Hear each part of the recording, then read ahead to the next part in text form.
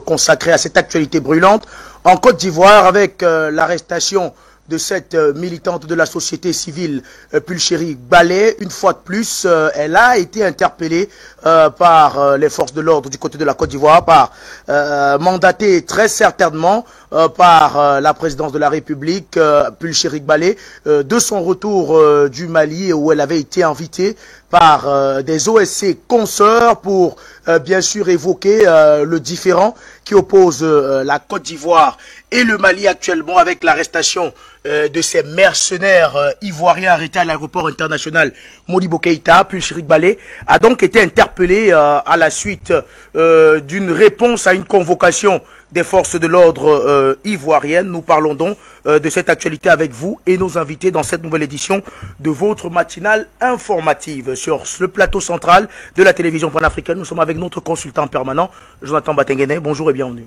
Bonjour Monsieur Wafo, bonjour à toute l'Afrique qui nous regarde, bonjour à tous les panafricains, les inconditionnels, ceux qui tous les matins sont très tôt devant leur petit écran ou bien sur le terminal numérique à regarder cette émission. Bonjour à tous les techniciens qui sont à pied d'œuvre pour que vous ayez une bonne qualité d'image au rendu final. Bonjour à la direction générale qui assure la coordination des opérations, particulièrement le PDG Afrique Média, les autorités du Cameroun et les forces de sécurité et de défense qui assurent l'unité et l'indivisibilité de ce cher et beau pays. Nous sommes de tout cœur avec la Côte d'Ivoire. Nous transmettons nos chères salutations et particulières, surtout ce matin, à tout le peuple ivoirien qui est mobilisé face à la forfaiture d'un régime qui n'a que trop injustement duré. Merci à vous, Jonathan Batengene. On va du côté de Bamako. J'espère que le général du peuple malien est déjà de la partie Issa Diawara. Est-ce qu'Issa Diawara est là? Bonjour et bienvenue, Issa Diawara. Bonjour à vous, Monsieur Junior Wafo. Bonjour à Jonathan. Je vois mon frère ici. Mais en réalité, moi, je vous reçois très mal. Peut-être je vais essayer de redémarrer à nouveau mon téléphone. Je ne sais pas si c'est de mon côté ou de votre côté, mais j'ai un réel problème de connexion. Et je dis bonjour à Afrique Média, je dis bonjour à tout le monde.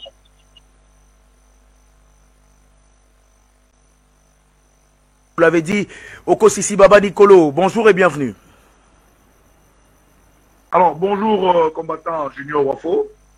Bien le bonjour à le général Diawara. Bonjour à votre équipe et à mon frère Jonathan qui est sur le plateau, toujours pour mener ce même combat. Je tiens à saluer l'Afrique et les Ivoiriens que nous sommes au fond de ce combat. Bien le bonsoir à toute l'Afrique et aussi au panafricanisme. Cher ami, Souleymane Kodebagbo, également pour faire le débat ce matin. Bonjour et bienvenue. Eh bien, Souleymane Kodebagbo n'est pas encore de la partie. Okosisi Baba Nicolo, Pulchérie Balé a une fois de plus été interpellé par les forces de l'ordre ivoiriennes. Il faut rappeler qu'elle revenait d'un séjour, un court séjour en tout cas, du côté du Mali où elle avait été invitée par des OSC maliennes pour essayer en tout cas de proposer des solutions pour la libération probable des 49 mercenaires ivoiriens arrêtés à l'aéroport international Modibo Keïta par les FAMA. Ces militaires-là ont donc créé beaucoup de tensions entre le Mali et la Côte d'Ivoire. Des tensions ont failli démarrer entre le peuple malien et le peuple ivoirien. Heureusement, tout a été fait pour éviter cela. Mais au sommet de l'État, on sait que les tensions subsistent parce que la présidence de la République de Côte d'Ivoire n'a cessé de mettre la pression sur les autorités maliennes qui sont restées droites dans leurs bottes en ce qui concerne la libération immédiate de ces militaires-là. Okosisi Baba Nicolo, Pulchérie Balé arrêté une fois de plus. Est-ce la fois de trop?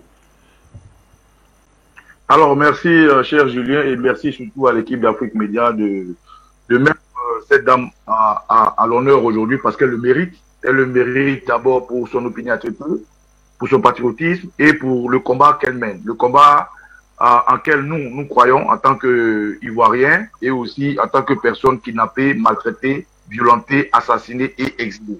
Pulchérie Balé, aujourd'hui, officiellement, le régime dictatorial de Ouattara ancien président de Côte d'Ivoire, aujourd'hui armement installé, qui fait office de président actuel, reproche à Picheri Balé pour les charges que je vais vous lire tout de suite. Qu'est-ce qu'ils disent? Charge 1. Attenter avec les agents d'une puissance étrangère de nature à nuire à la situation diplomatique de Côte d'Ivoire. Charge 2. Diffusion de fausses nouvelles de nature à attenter au moral des populations. Accusation numéro 3. Atteinte à l'ordre public. Et il stipule qu'une information a été ouverte devant le 10e cabinet pour le TPI du plateau, c'est-à-dire le tribunal du première instance du plateau. Voilà ce que le régime tortionnaire reproche à Ouattara. Voilà ce que le régime tortionnaire allègue à Picheri Balé. Voilà ce qui fait que Mali Militari, contre la loi de 2014, que je vais vous lire. Que dit la loi de la République de Côte d'Ivoire de 2014, votée à l'Assemblée nationale sous Alassane Dramane Ouattara? La loi numéro 2014 de 20 juin 2014 dit, pour ce qui concerne la protection des défenseurs des droits de l'homme, parce qu'il faut préciser que Alternative citoyenne ivoirienne, qui est de la société civile, est aussi à son sein des organisations non gouvernementales et aussi des organisations de protection de la société civile et aussi des droits de l'homme. Donc c'est tout ce package-là qui fait ACI. Qu'est-ce que dit la loi de 2014? Je vais descendre à l'article 5. L'article 5 de la loi de 2014, votée sous Ouattara, je le précise, dit ceci. Les défenseurs des droits de l'homme ne peuvent être poursuivis, recherchés, arrêtés, détenus ou jugés à l'occasion des opinions émises et des rapports publiés. Dans l'exercice de leur activité, ils ne peuvent, pendant l'exercice de leur activité, ils ne peuvent pas être ni poursuivis, ni arrêtés, à part un flagrant délit. Aujourd'hui, Alassane Dramane Ouattara, au vu aussi de cette loi, qui va jusqu'au plus loin, dit, après information du ministère chargé des droits de l'homme, Picheri Balé n'a pas été interpellé, ni convoqué, ni informé par le ministère chargé des droits de l'homme. Article numéro 6 dit ceci. Les sièges et domiciles des défenseurs des droits de l'homme sont inviolables. Il ne peut être effectué une perquisition ni attestation sans autorisation expresse du procureur de la République et après information du ministère chargé des droits de l'homme, sauf en cas de flagrant délit. Quand je viens de vous lire ce qu'on allègue à Picheri Balé, vous voyez que nettement, à aucun moment il n'est mentionné flagrant délit.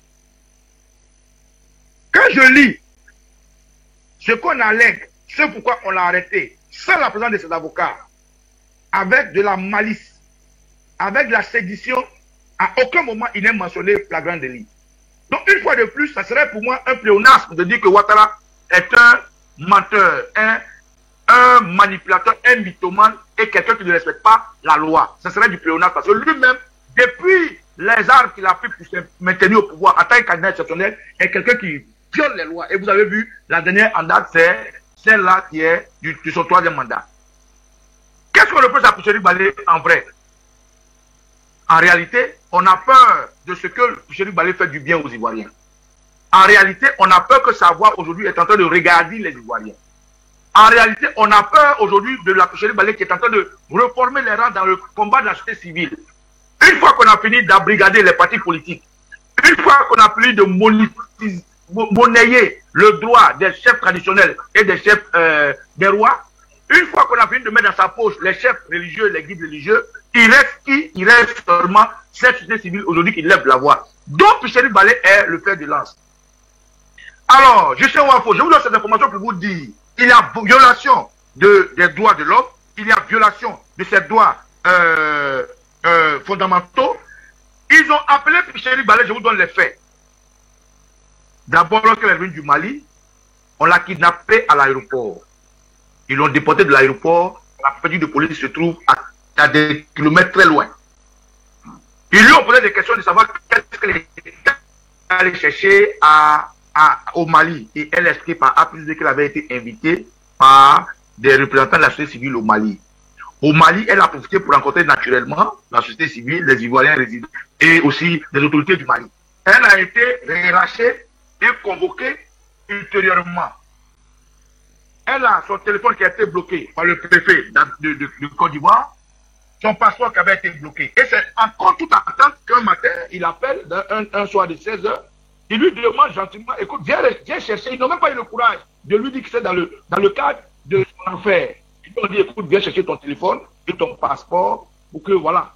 Elle dit, mais si c'est pour venir chercher mon téléphone et mon passeport, je viens avec mon avocat. Il dit, non, il n'est pas question de venir ton avocat. C'est juste pour récupérer tes biens que nous avons confisqués. Voilà comment elle se fait avoir avec ses amis. Elle a cru à ses autorités parce que c'est des personnalités. Pour elle, elle a cru à ses autorités parce que c'est des grands frères. Ils n'ont pas eu le courage de lui dire, viens chercher tes affaires et qu'ils ont menti, au moins elle est allée jusqu'au bout, très courageuse, elle s'est rendue là-bas. Voilà comment est-ce qu'on l'arrête.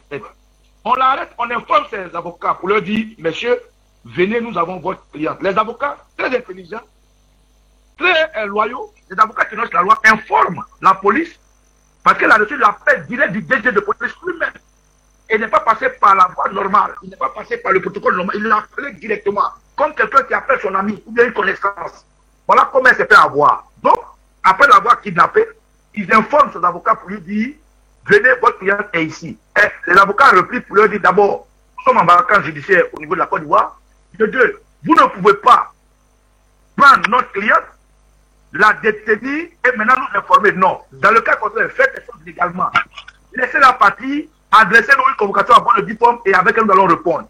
Si vous ne faites pas cela, nous ne viendrons pas. Si vous voulez tuer là, emprisonner là, de toute façon, c'est ce que vous avez déjà commencé. Voilà comment les avocats magistraux ont pu, à moins de montrer la face de la justice à la Côte d'Ivoire pour dire que Ouattara est en train de faire encore une violation de loi contre la personne de Pichiri Balé. En gros, aujourd'hui, ils sont en violation de loi compte tenu de ce qu'il allègue et qu'il accuse. Attenter avec des agents d'une puissance étrangère de nature à nuire à la situation diplomatique de Côte d'Ivoire. Diffusion de fausses nouvelles en nature à attenter au moral des populations. 3. Atteinte à l'ordre public. C'est des choses que nous allons développer de cette émission pour ne pas monopoliser la parole. Merci de m'avoir donné la parole. À vous également, Okosisi Baba Nicolo. Souleymane Kone Gbagbo vient de nous rejoindre. Bonjour et bienvenue, Souleymane.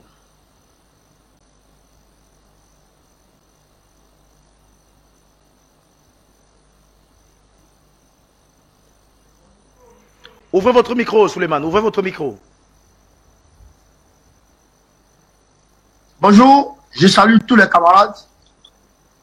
Je salue Okosisi Baba Nicolo, camarades. Je salue aussi Diawara, le sénat du peuple malien. Et je salue Afrique Média. Merci de m'avoir fait l'honneur de cette invitation.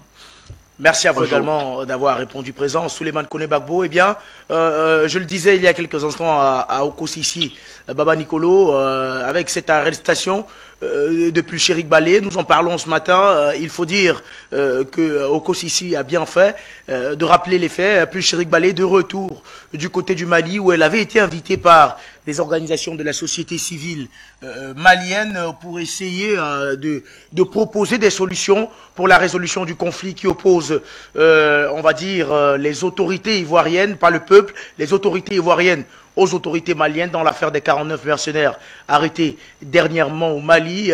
Pulchérik Balé, à son retour du Mali, elle avait été interpellée pour être cuisinée manu militari du côté de l'aéroport Félix Houphouët-Boigny. Des biens lui avaient été saisis. C'est donc ces biens qu'on lui a demandé de venir récupérer. Il faut dire que c'est le directeur général de la Sûreté nationale qui a appelé Pulchérik Balé pour lui dire de venir récupérer son téléphone et son passeport. Mais comme Okosisi l'a dit, elle est tombée dans le piège de ce dernier. Elle a été arrêtée par les forces de l'ordre ivoiriennes. Souleymane Kone Gbagbo, est-ce que cette arrestation de Pulchérik Balé, qui n'est pas la première, il est important de le rappeler aussi, cette fois-ci, est-ce la fois de trop? Oh, c'est la goutte d'eau qui va déborder le vase. Ça, c'est une réalité. Et je le dis en toute franchise, je suis très, très peiné par rapport à ça. C'est comme si c'est un membre de ma famille qui vient me quitter. Je suis profondément, personnellement, je suis profondément peiné par rapport à cette affaire. Et n'eût été les barrières, je dirais, de la société, je serais capable de faire des choses de très graves. Mais comme nous sommes en société, nous vivons en société et nous avons une religion, etc., qui nous permet de nous canaliser dans la société, etc. Donc, nous suivons le cours des choses. J'aimerais dire ceci. Pierre Mbalé n'a pas été arrêté pour trouble à l'ordre public ou je ne sais quoi. Elle a été arrêtée parce qu'en réalité, quand elle est venue de Bamako et qu'elle a été arrêtée à l'aéroport, juste après son arrestation, elle a fait un direct où elle a expliqué un certain nombre de choses. Elle a dit ceci. Moi, je suis parti à Bamako avec les 49 soldats là. Je sais ce qu'on m'a dit là-bas. Et quand ils sont arrivés, on m'a dit ici de ne pas dire ce qu'on m'a dit là-bas. Mais qu'est-ce qu'on lui a dit là-bas? C'est ça la question. Et pourquoi les autorités ivoiriennes lui disent de ne pas dire ce qu'on lui a dit là-bas? Mais après enquête, on réalise que les faux marabouts qui sont partis là, les marabouts assassins de Albinos, les criminels là, qui sont partis là-bas, ce sont eux qui sont allés fouiller, qui ont été renseignés et chercher à savoir qu'est-ce qu'on a dit à Pierre Balé que Pierre Balé ne doit pas dire. Est-ce que les Canadiens mercenaires ont parlé à Pierre Balé? Est-ce que Pierre Balé est rentré en contact effectivement avec les Canadiens mercenaires? Ces marabouts là qui sont allés mener ces enquêtes. Alors, il est ressorti de là-bas qu'en réalité, Pierre Balé a été mis en contact avec ces 49 mercenaires et que ces 49 mercenaires-là ont parlé à Pierre Balé à cœur ouvert. Ils ont dit à Pierre Balé l'objet de leur déploiement au Mali. C'est-à-dire, aller faire un coup d'État et aller assassiner Assimi Goïta, qui était leur objectif. Donc, dans votre état en France, je rappelle que ces marabouts, ces faux marabouts-là, je me dis au défi de me dire le contraire. Ce sont des gens qui sont allés aux ordres du marabout de Téné Brahima, c'est-à-dire par ricochet aux ordres de Téné Brahima. Le marabout de Téné Brahima, il a son frère, il a son, je dirais, il a son ami avec qui il a fait l'école coranique. Parce que c'est le papa de Téné Brahima, le papa du marabout de Téné Brahima, qui était le marabout, eux tous. Donc, le papa du marabout de Téné Brahima est décédé. Donc, c'est le marabout de Téné Brahima aujourd'hui qui a pris l'héritage du père. Alors, c'est lui qui est devenu, de fait, le chef de tous les élèves de son père. Donc, il y a un Konaté, comment on appelle ça, un diakité, je pense bien, qui est le chef de la délégation, c'est l'ami, je dirais le subordonné du marabout de Téné Brahima. Alors, Téné Brahima les envoie là-bas pour aller mener des enquêtes et essayer de faire semblant d'aller demander pardon. Donc, ils vont fouiller et ils se rendent compte qu'effectivement, Pierre Balé, c'est l'objet de leur envoi, du déploiement de ces 49 mercenaires. Donc, message envoyé, c'est-à-dire que quand ils ont fait le retour à Téné Brahima pour dire effectivement, Pierre Balé sait elle sait ce qu'elle ne devait pas savoir. Alors, Téné Brahima appelle Alassane Dramane Ouattara automatiquement. Et Alassane Dramane Ouattara descend en catastrophe à Abidjan le lundi à 17h. Le lundi à 17h, Abidjan, 17h15, 17h30, automatiquement, Pierre Balé, on l'appelle pour lui de se rendre à la préfecture. Normalement, le circuit normal, le circuit judiciaire normal en Côte d'Ivoire voudrait qu'on lui adresse déjà une convocation à laquelle elle doit venir répondre et après les choses peuvent suivre. Mais il ne rentre pas dans ça. Alors ça montre d'autres instructions de l'arrêter immédiatement, la faire taire automatiquement. C'est comme ça que les choses sont passées. Donc il faut dire que Pierre Mbele, on l'a arrêté parce qu'elle a entendu quelque chose qu'elle ne devait pas entendre. Voilà tout le problème. Voilà tout le problème. Mais nous allons nous mobiliser. Déjà, j'ai pu m'arrêter là pour le moment. Merci. À vous également, Souleymane Kone Gbagbo. On va prendre la direction de Bamako pour retrouver Issa Diawara. Il est vrai que la liaison est un peu brouillée avec Bamako, mais on va faire l'effort de retrouver le général du peuple malien, Issa Diawara. Il est vrai que l'affaire de l'arrestation de Pulcherik Balé a fait beaucoup de bruit en Côte d'Ivoire, et pas seulement en Côte d'Ivoire. De votre côté, du côté du Mali, Issa Diawara, comment est-ce que l'arrestation de Pulcherik Balé a été reçue de ce côté-là, également du côté des OSC qui avaient décidé de la faire venir pour essayer de trouver ensemble des solutions dans l'affaire des 49 mercenaires arrêtés? Ok, merci beaucoup. J'espère que vous me recevez un peu. On vous reçoit, Issa Diawara. Ok, merci bien. Comment nous percevons cela, c'est juste un autre élément de la longue liste des crimes du régime en place en Côte d'Ivoire. C'est un crime de plus. Est-ce la dame est la première personne arrêtée et incarcérée? La réponse, évidemment, c'est non. Est-ce Madame Pulcherik est la 10e personne incarcérée? La réponse, c'est non. Est-ce que dans les prisons de M. Ouattara, il y a des prisonniers politiques qui ont déjà atteint les 10 ans d'emprisonnement? La réponse est oui. Donc, je dirais à mes frères ivoiriens, que je salue au passage ici, Souleymane Gbagbo qui est arrivé après, je leur dirais que M. Ouattara n'est pas dans une question des droits de l'homme.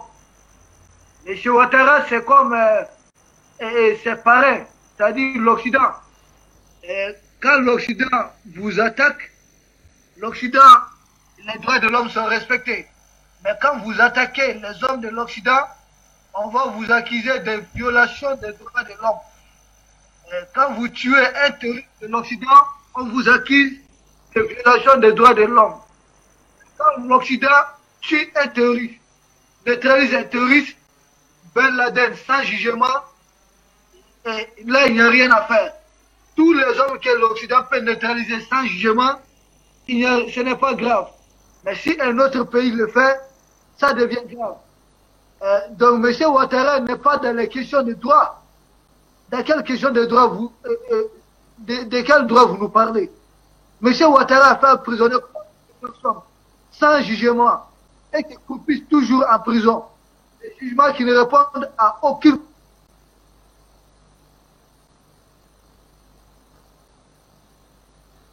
Ouvrez votre micro, Issa Diawara.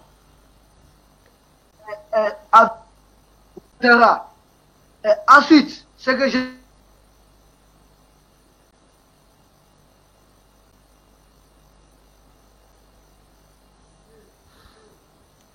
Eh bien. J'aimerais dire par rapport au cas de la dame, ma vérité.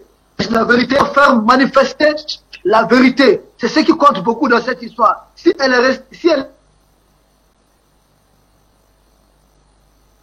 jamais tombée dans cette... Elle est victime de la recherche de la vérité. Ensuite,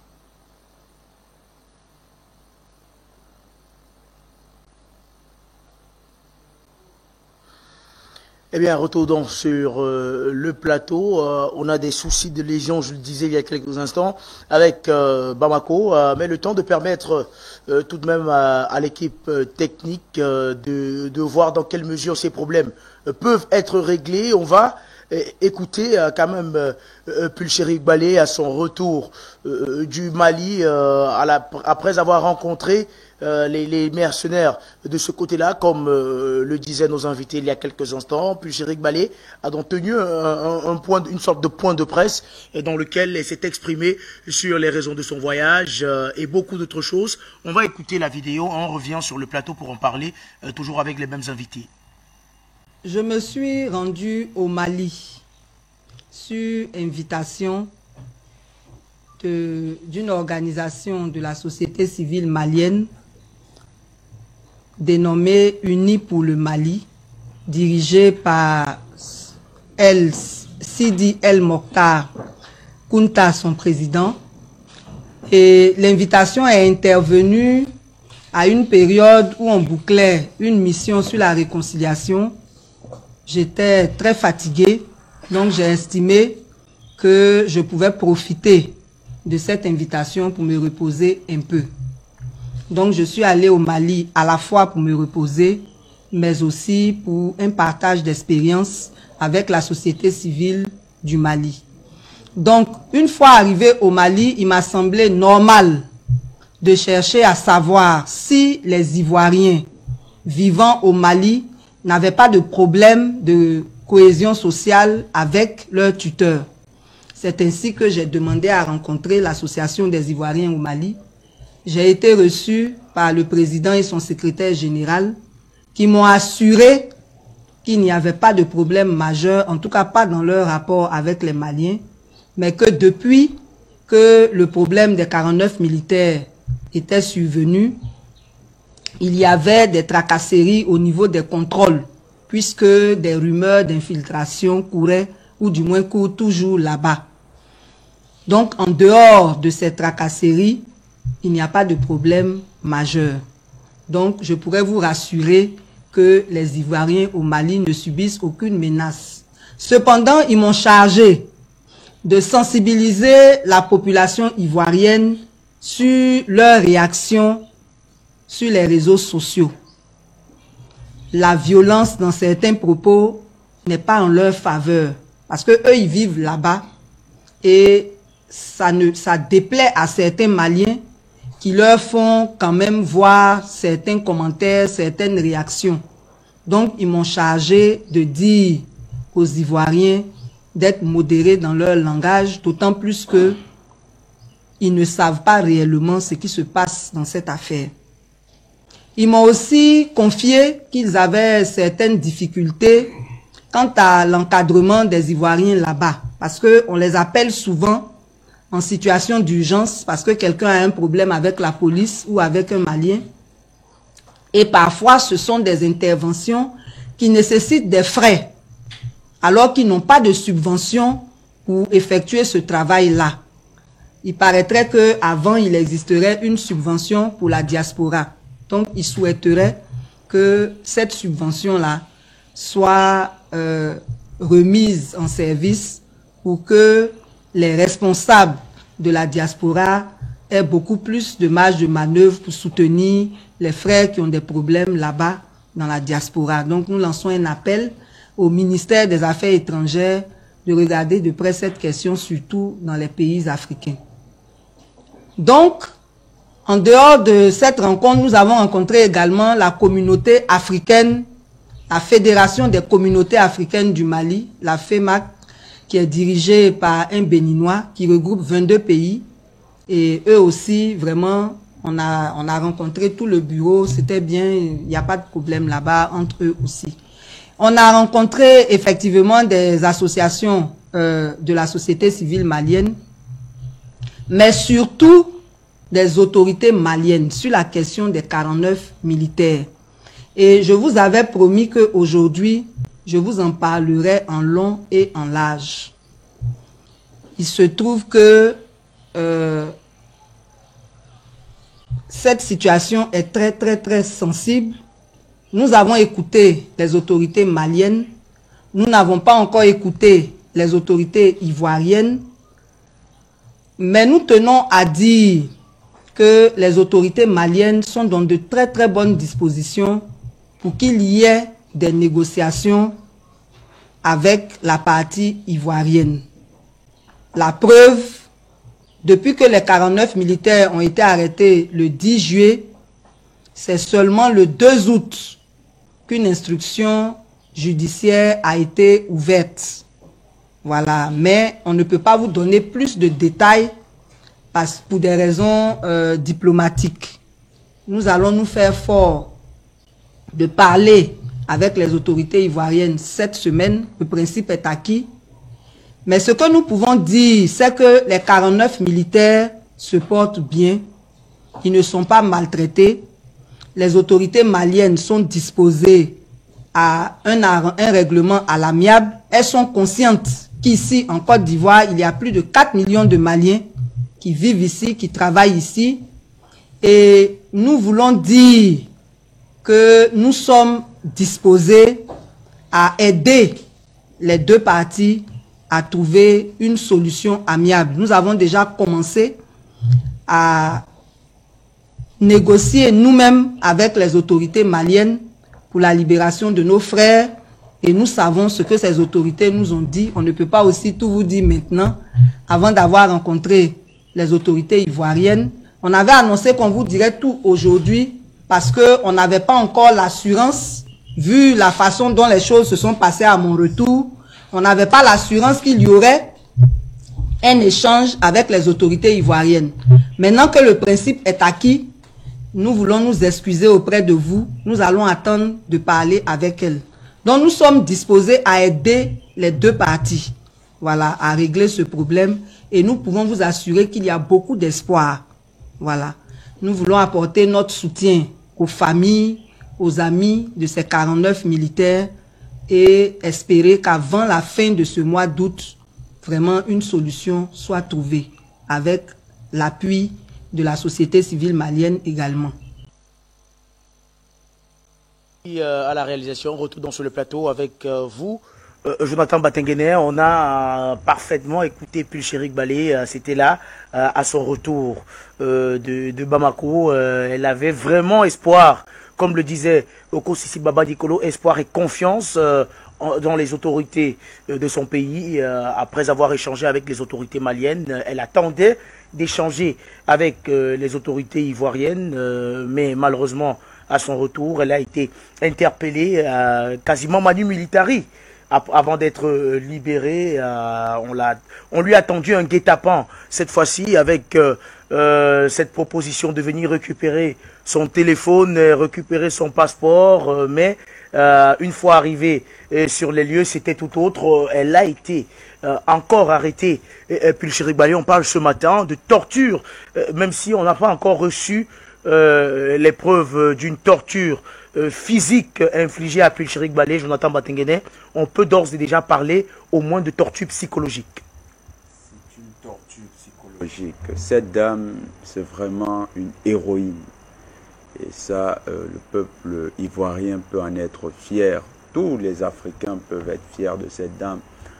Elle incarne le visage du combattant pour une cause, convaincu, convaincant, mais surtout acharné et téméraire dans sa tâche.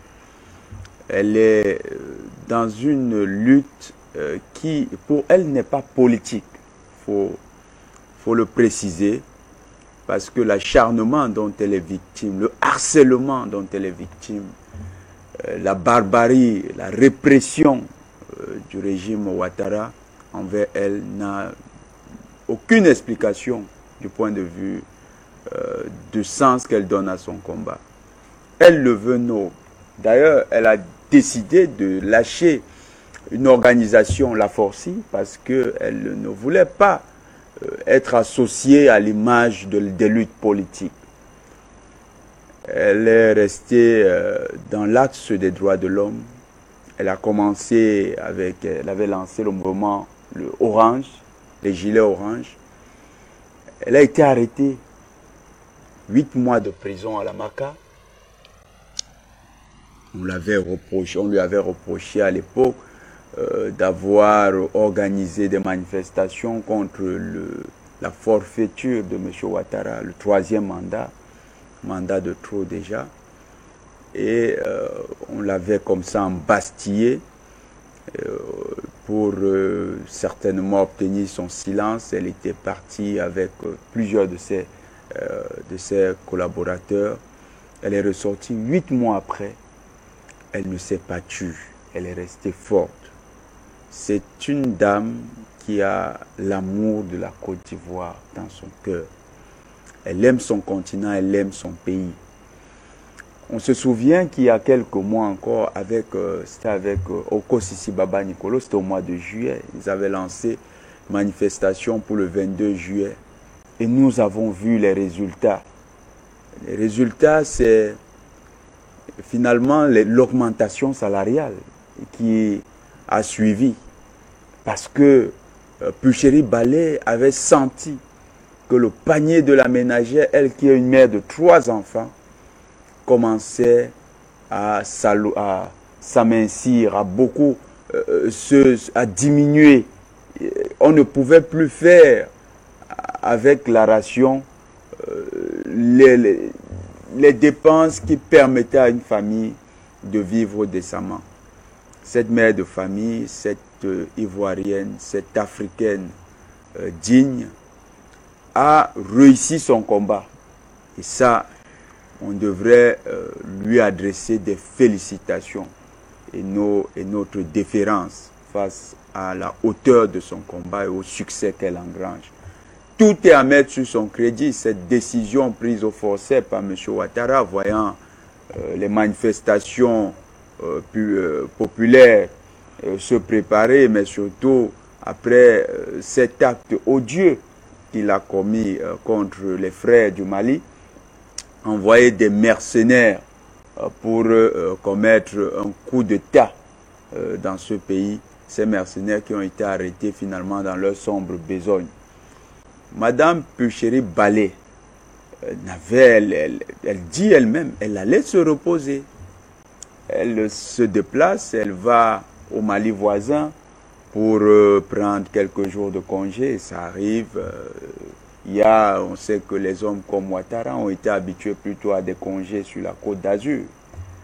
Vous savez que ce monsieur n'est pas sa première expérience de répression. Quand il était déjà Premier ministre de Côte d'Ivoire, il s'était illustré par des répressions sans précédent contre les opposants. C'est un digne héritier du système répressif, un tortionnaire par excellence. Donc, il n'est qu'à ses habitudes et à ses amours des premiers jours.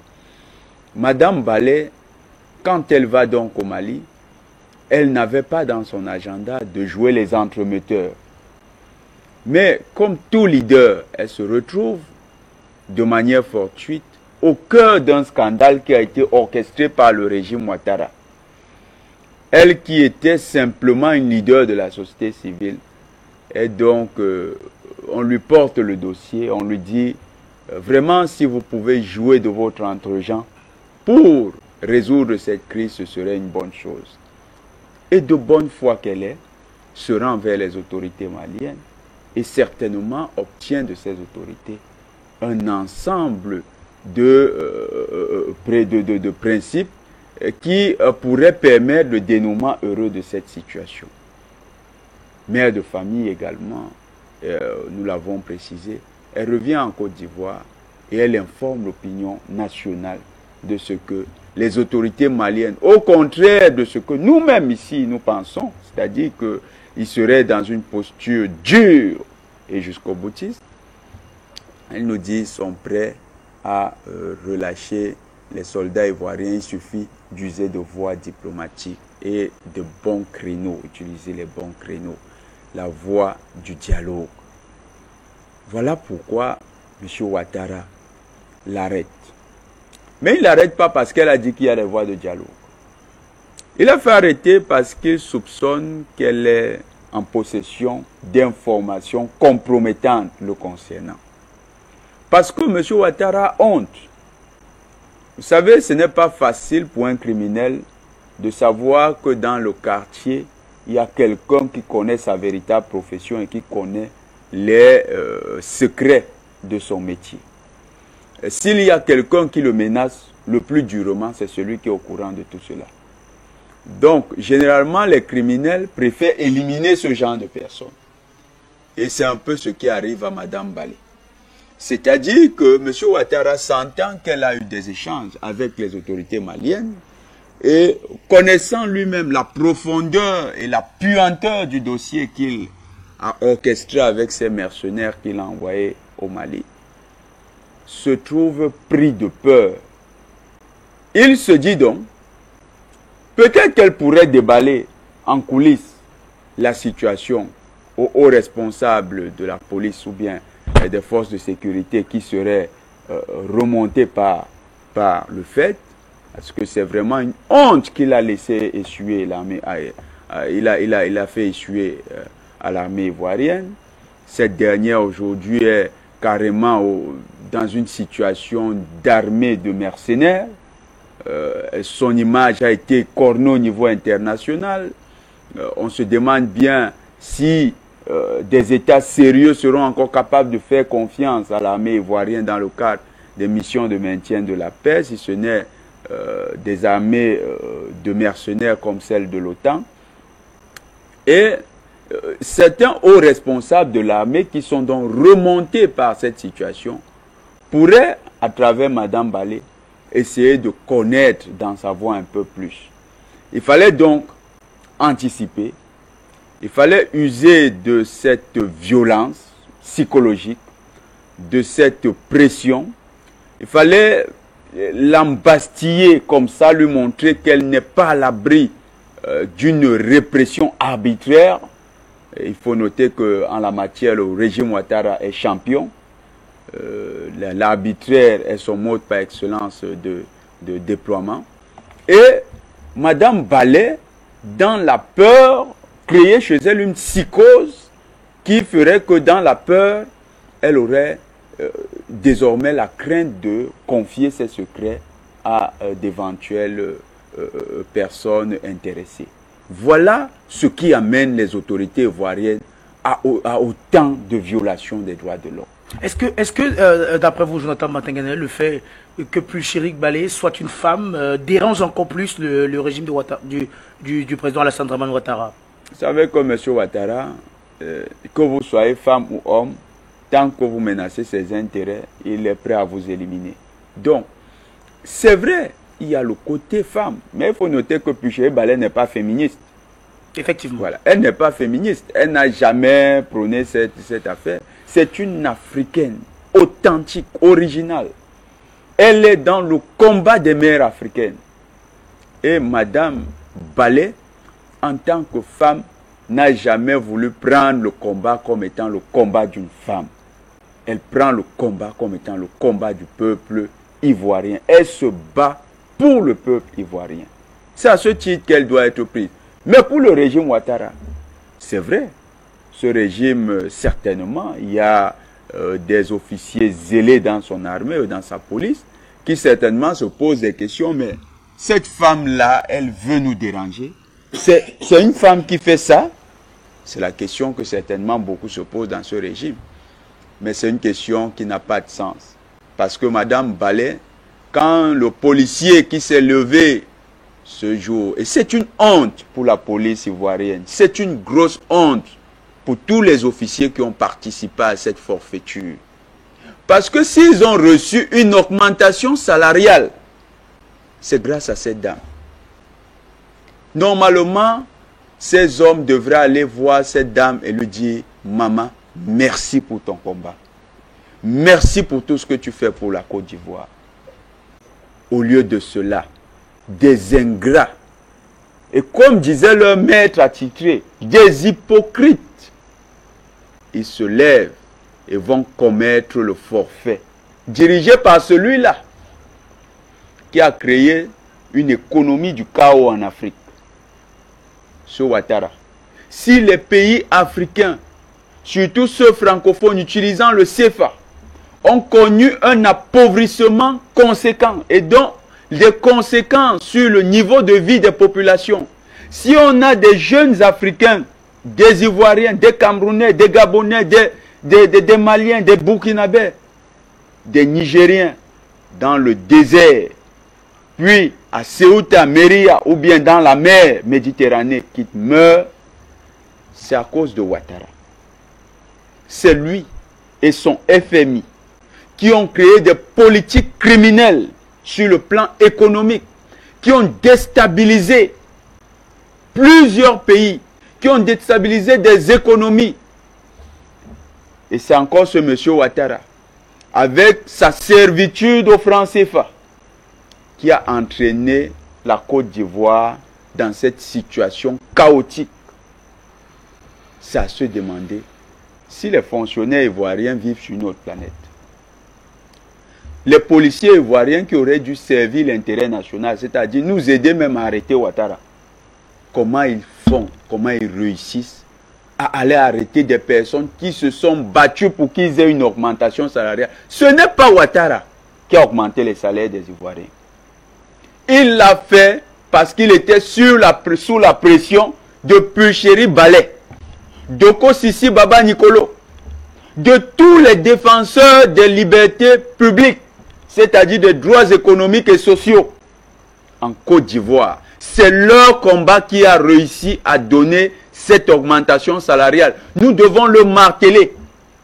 Monsieur Ouattara n'a été que l'exécutant final de ce dessein porté par le peuple ivoirien. Maintenant que cela a été réalisé, pourquoi des policiers acceptent de jouer le jeu de M. Ouattara? Pourquoi des fonctionnaires qui ont été les principaux bénéficiaires de cette mesure acceptent de jouer le jeu de ce dictateur? C'est une forfaiture de trop. C'est une preuve que ce régime tortionnaire en Côte d'Ivoire ne sert pas les intérêts des Ivoiriens. Cette dame, on veut l'intimider, on veut la mener au silence, on veut l'empêcher. Et pourtant, regardez ce qu'il a fait. Pendant qu'il veut éloigner Mme Ballet du cadre de résolution de cette crise, parce qu'il estime que ce sera encore une victoire de trop. Mme Ballet était opposée à mon 3e mandat. C'est ce qu'il se dit, M. Ouattara. Mme Ballet était opposée, a soutenu les combats contre la vie chère. Mme Ballet, maintenant, son combat contre la vie chère a marché. J'ai dû commettre des forfaits pour passer le 3e mandat.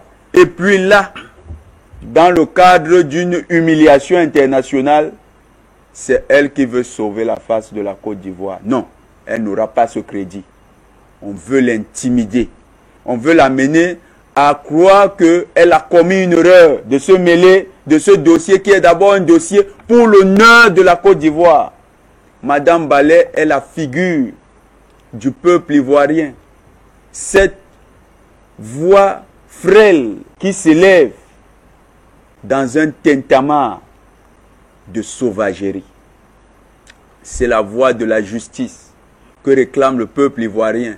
Mais surtout, c'est la voix de la fraternité entre le peuple ivoirien et le peuple malien, qui savent que la forfaiture du régime Ouattara, à travers ce mercenariat orchestré via les forces spéciales actuellement en arrêt à Bamako, que cette fraternité entre les deux peuples transcende de loin cette forfaiture.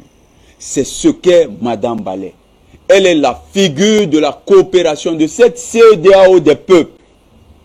Cette CEDEAO des peuples que nous avons vu activer lorsqu'il fallait, ils ont essayé l'embargo contre le Mali. C'est ça, Mme Ballet. Elle incarne l'espoir que le peuple malien et le peuple ivoirien peuvent vivre dans la concorde et vivent dans la concorde. Elle incarne la fraternité entre ces deux peuples.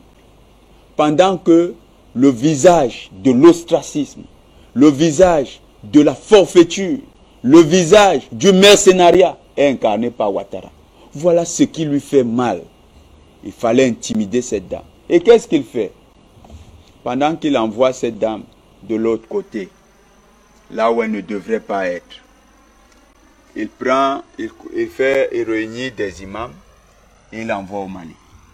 Comme quoi, il a beau se confondre, il a beau vouloir humilier Mme Ballet, il a encore grandi. il a écouté son conseil. Ce qu'elle disait là, c'est ce qu'il fait. Monsieur Ouattara est juste un homme qui a honte. Il a honte d'appliquer avec humilité les conseils d'une sage dame. Il a honte. Et comme dans le délit, il est un peu dans ce qu'on va dire, il est dans une situation, c'est un peu un crime freudien. C'est-à-dire, le parent, finalement, Madame Ballet est devenue comme un parent du point de vue psychologique. Elle est devenue comme une sorte de conscience, de père ou de mère que Ouattara désire, mais qu'il rejette. Il se sent obligé de la tuer pour exister. Voilà un peu, du point de vue freudien, ce qui arrive à M. Ouattara.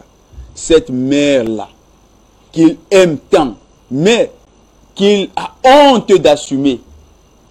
Pour montrer sa honte, il l'envoie en prison. Et pendant ce temps, il prend les imams, il l'envoie au Mali. Comme quoi lui-même reconnaît que Madame Ballet, ce que vous dites doit être vrai, je vais essayer votre expérience. Monsieur Ouattara n'est pas un homme honnête. C'est un malhonnête africain. Il aurait dû demander à Madame Ballet, avec tous vos efforts et en toute humilité, la Côte d'Ivoire vous donne le droit de travailler avec une équipe que vous aurez constituée ou que nous allons ensemble constituer pour la libération de nos soldats. Et lui, en tant que dirigeant, même s'il n'a plus d'honneur, il peut au moins savoir l'humilité d'aller devant le peuple et demander pardon pour cette humiliation connue par la Côte d'Ivoire au Mali. Mais demander aussi pardon aux frères maliens, parce que ce n'est pas son rôle. Il n'est pas devenu le déstabilisateur attitré de la sous-région Afrique de l'Ouest. C'est ce rôle, c'est cette malhonnêteté, c'est cette forfaiture que Ouattara a voulu dissimuler en mettant Madame Ballet en prison. Mais le résultat, le déplacement des imams est à mettre sur le crédit de Madame Ballet. Encore une fois, cette dame avait raison. Et cette dame est devenue en Côte d'Ivoire une icône de la défense des droits de l'homme. Elle est devenue, par la force des choses, un leader avec lequel il faut compter dans les années à venir. Merci à vous, Jonathan Bataguenet, demander pardon. Ça, c'est tout un autre dossier. On va reprendre la direction de Bamako pour retrouver Issa Diawara, tout en espérant que la connexion soit très bonne cette fois-ci. Eh bien, général du peuple malien, on semblait savoir tout sur le dossier des 49 mercenaires, le fait que ces derniers soient des mercenaires est établi, le fait qu'ils viennent de la Côte d'Ivoire est également établi. Eh bien, Issa Diawara, pourquoi d'après vous, Pulchérik Balé semble déranger du côté de la Côte d'Ivoire? Parce que d'après Oko Sisi Baba Nicolo et d'après d'autres, elle serait en possession d'informations très compromettantes pour le régime d'Abidjan. D'après vous, qu'est-ce qu'on ignore sur le dossier des 49 mercenaires ivoiriens que Pulchérik Balé semble connaître et qui lui vaut cet acharnement judiciaire? Je salue une fois de plus Jonathan et mes camarades Oko Sisi et mon frère Bambo Kone. Ce qui se trouve dans ce dossier des mercenaires détenus ici, c'est en réalité leur implication dans la déstabilisation du Mali. Ça, c'est une vérité. Hier, moi, j'ai suivi une des rares fois une émission, en tout cas des journalistes, comment on les appelle, qui mangent dans les mets du clan Ouattara.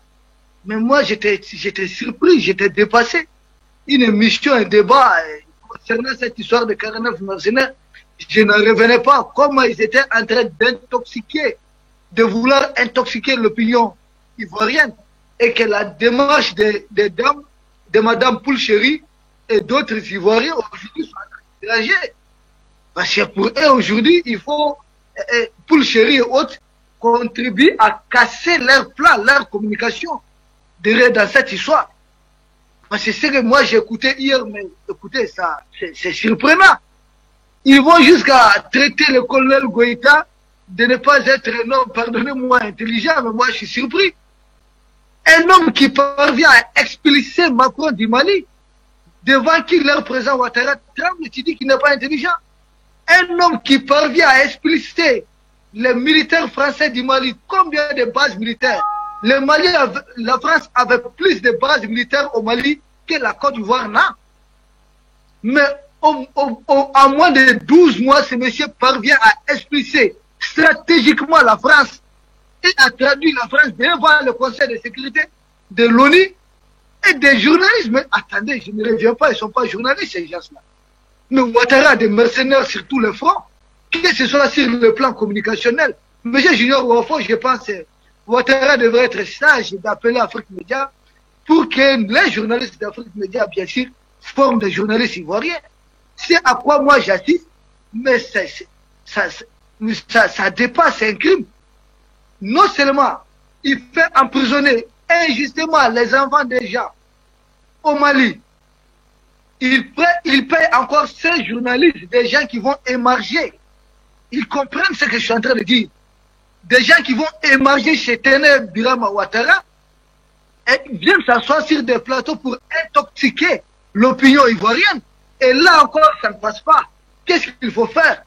Il faut faire taire toutes les voix discordantes, toutes les voix qui connaissent la vérité. C'est dans ça que nous sommes. J'ai bien suivi l'exposé de mon frère Okos ici, qui a vraiment fait question des droits. Mais Ouattara n'est pas dans les questions des droits. Les droits, ce n'est pas son problème. Il n'est pas dans les questions des droits. Ouattara, il est uniquement dans la mise en œuvre de l'agenda qui s'est fixé. Cette question de 49 mercenaires fait mal à Ouattara, parce que non seulement il n'a pas atteint son objectif, et aujourd'hui il est en difficulté dans la quête d'une alternative. C'est pourquoi nous ne sommes pas surpris de voir Ouattara envoyer des hommes qui mangent dans sa propre main vouloir négocier quelque chose avec le Mali. Mais être un religieux, c'est quoi un religieux actuellement? Moi, je suis musulman, je sais de quoi je parle. Il y a combien de leaders religieux aujourd'hui qui sont recrutés, qui sont payés régulièrement, qui sont entretenus, qui vivent comme des milliardaires, tout simplement parce qu'ils sont à s'entêter avec le pouvoir en place. Vous savez, ce n'est pas une question des droits de l'homme, c'est comme les impérialistes. C'est ce que je disais. Quand les impérialistes agressent un pays, quand ils détruisent la Libye, il n'y a pas question des droits de l'homme. Pour eux, les Libyens n'ont pas de droits. Mais attendez que vous touchiez à un seul de leurs enfants, vous allez comprendre. Et ensuite, je pense que la dame, Madame Pouchéry est réellement victime de la recherche de la vérité, de la manifestation de la vérité. Elle est victime de cela. Dans le régime Ouattara, dans le clan Ouattara, dans le régime Ouattara, il n'y a pas question d'autre vérité. La seule vérité qui vaille, c'est la vérité de Téné Birama Ouattara. Oui, moi, sinon, si c'est une question de trouble à l'ordre public, mais des gens qu'ils ont recrutés, les fameux microbes là et leurs aînés, qui ont manifesté à aller empêcher le concert d'une pauvre dame. On dirait que le clan Ouattara a un problème avec les femmes.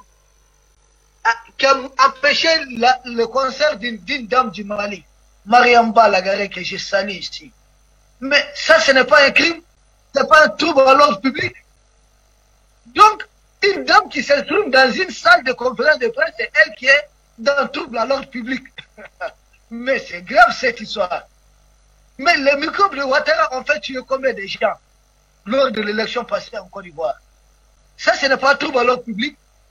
Ils ne sont pas inquiétés, ils sont les mêmes qui menacent encore. C'est une pauvre dame qui s'assoit et c'est elle qui est trouble à l'ordre public. Ah bon? Le Mali, quand le Mali apprenait les 49 mercenaires, mais même les journalistes de Ouattara qui étaient hier, disaient comment 49 mercenaires vont déstabiliser un pays. Mais comment Pouchéry seule peut déstabiliser la Côte d'Ivoire? Comment elle, celle-là, elle peut déstabiliser la Côte d'Ivoire? Du moins qu'elle n'est même pas armée. Et vous nous envoyez 49 hommes bien entraînés avec un avion bourré d'armement et ils peuvent déstabiliser un pays. C'est une pauvre dame qui n'a que sa parole comme arme, qui peut déstabiliser votre pays. Ah, mais là, c'est surprenant. L'hôpital, c'est bon de la charité. Je n'en reviens pas.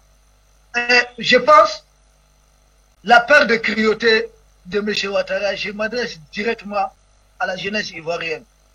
La peur de la cruauté de Ouattara. Que Ouattara va vous jeter déjà en prison ne va pas arrêter Ouattara dans ce qu'il est en train de faire. Cette dame, elle vaut 1 million d'hommes en Côte d'Ivoire, pour le chéri. Pardonnez-moi du terme. Mais cette femme, elle vaut 1 million d'hommes en Côte d'Ivoire. Devez-vous laisser son arrestation comme telle?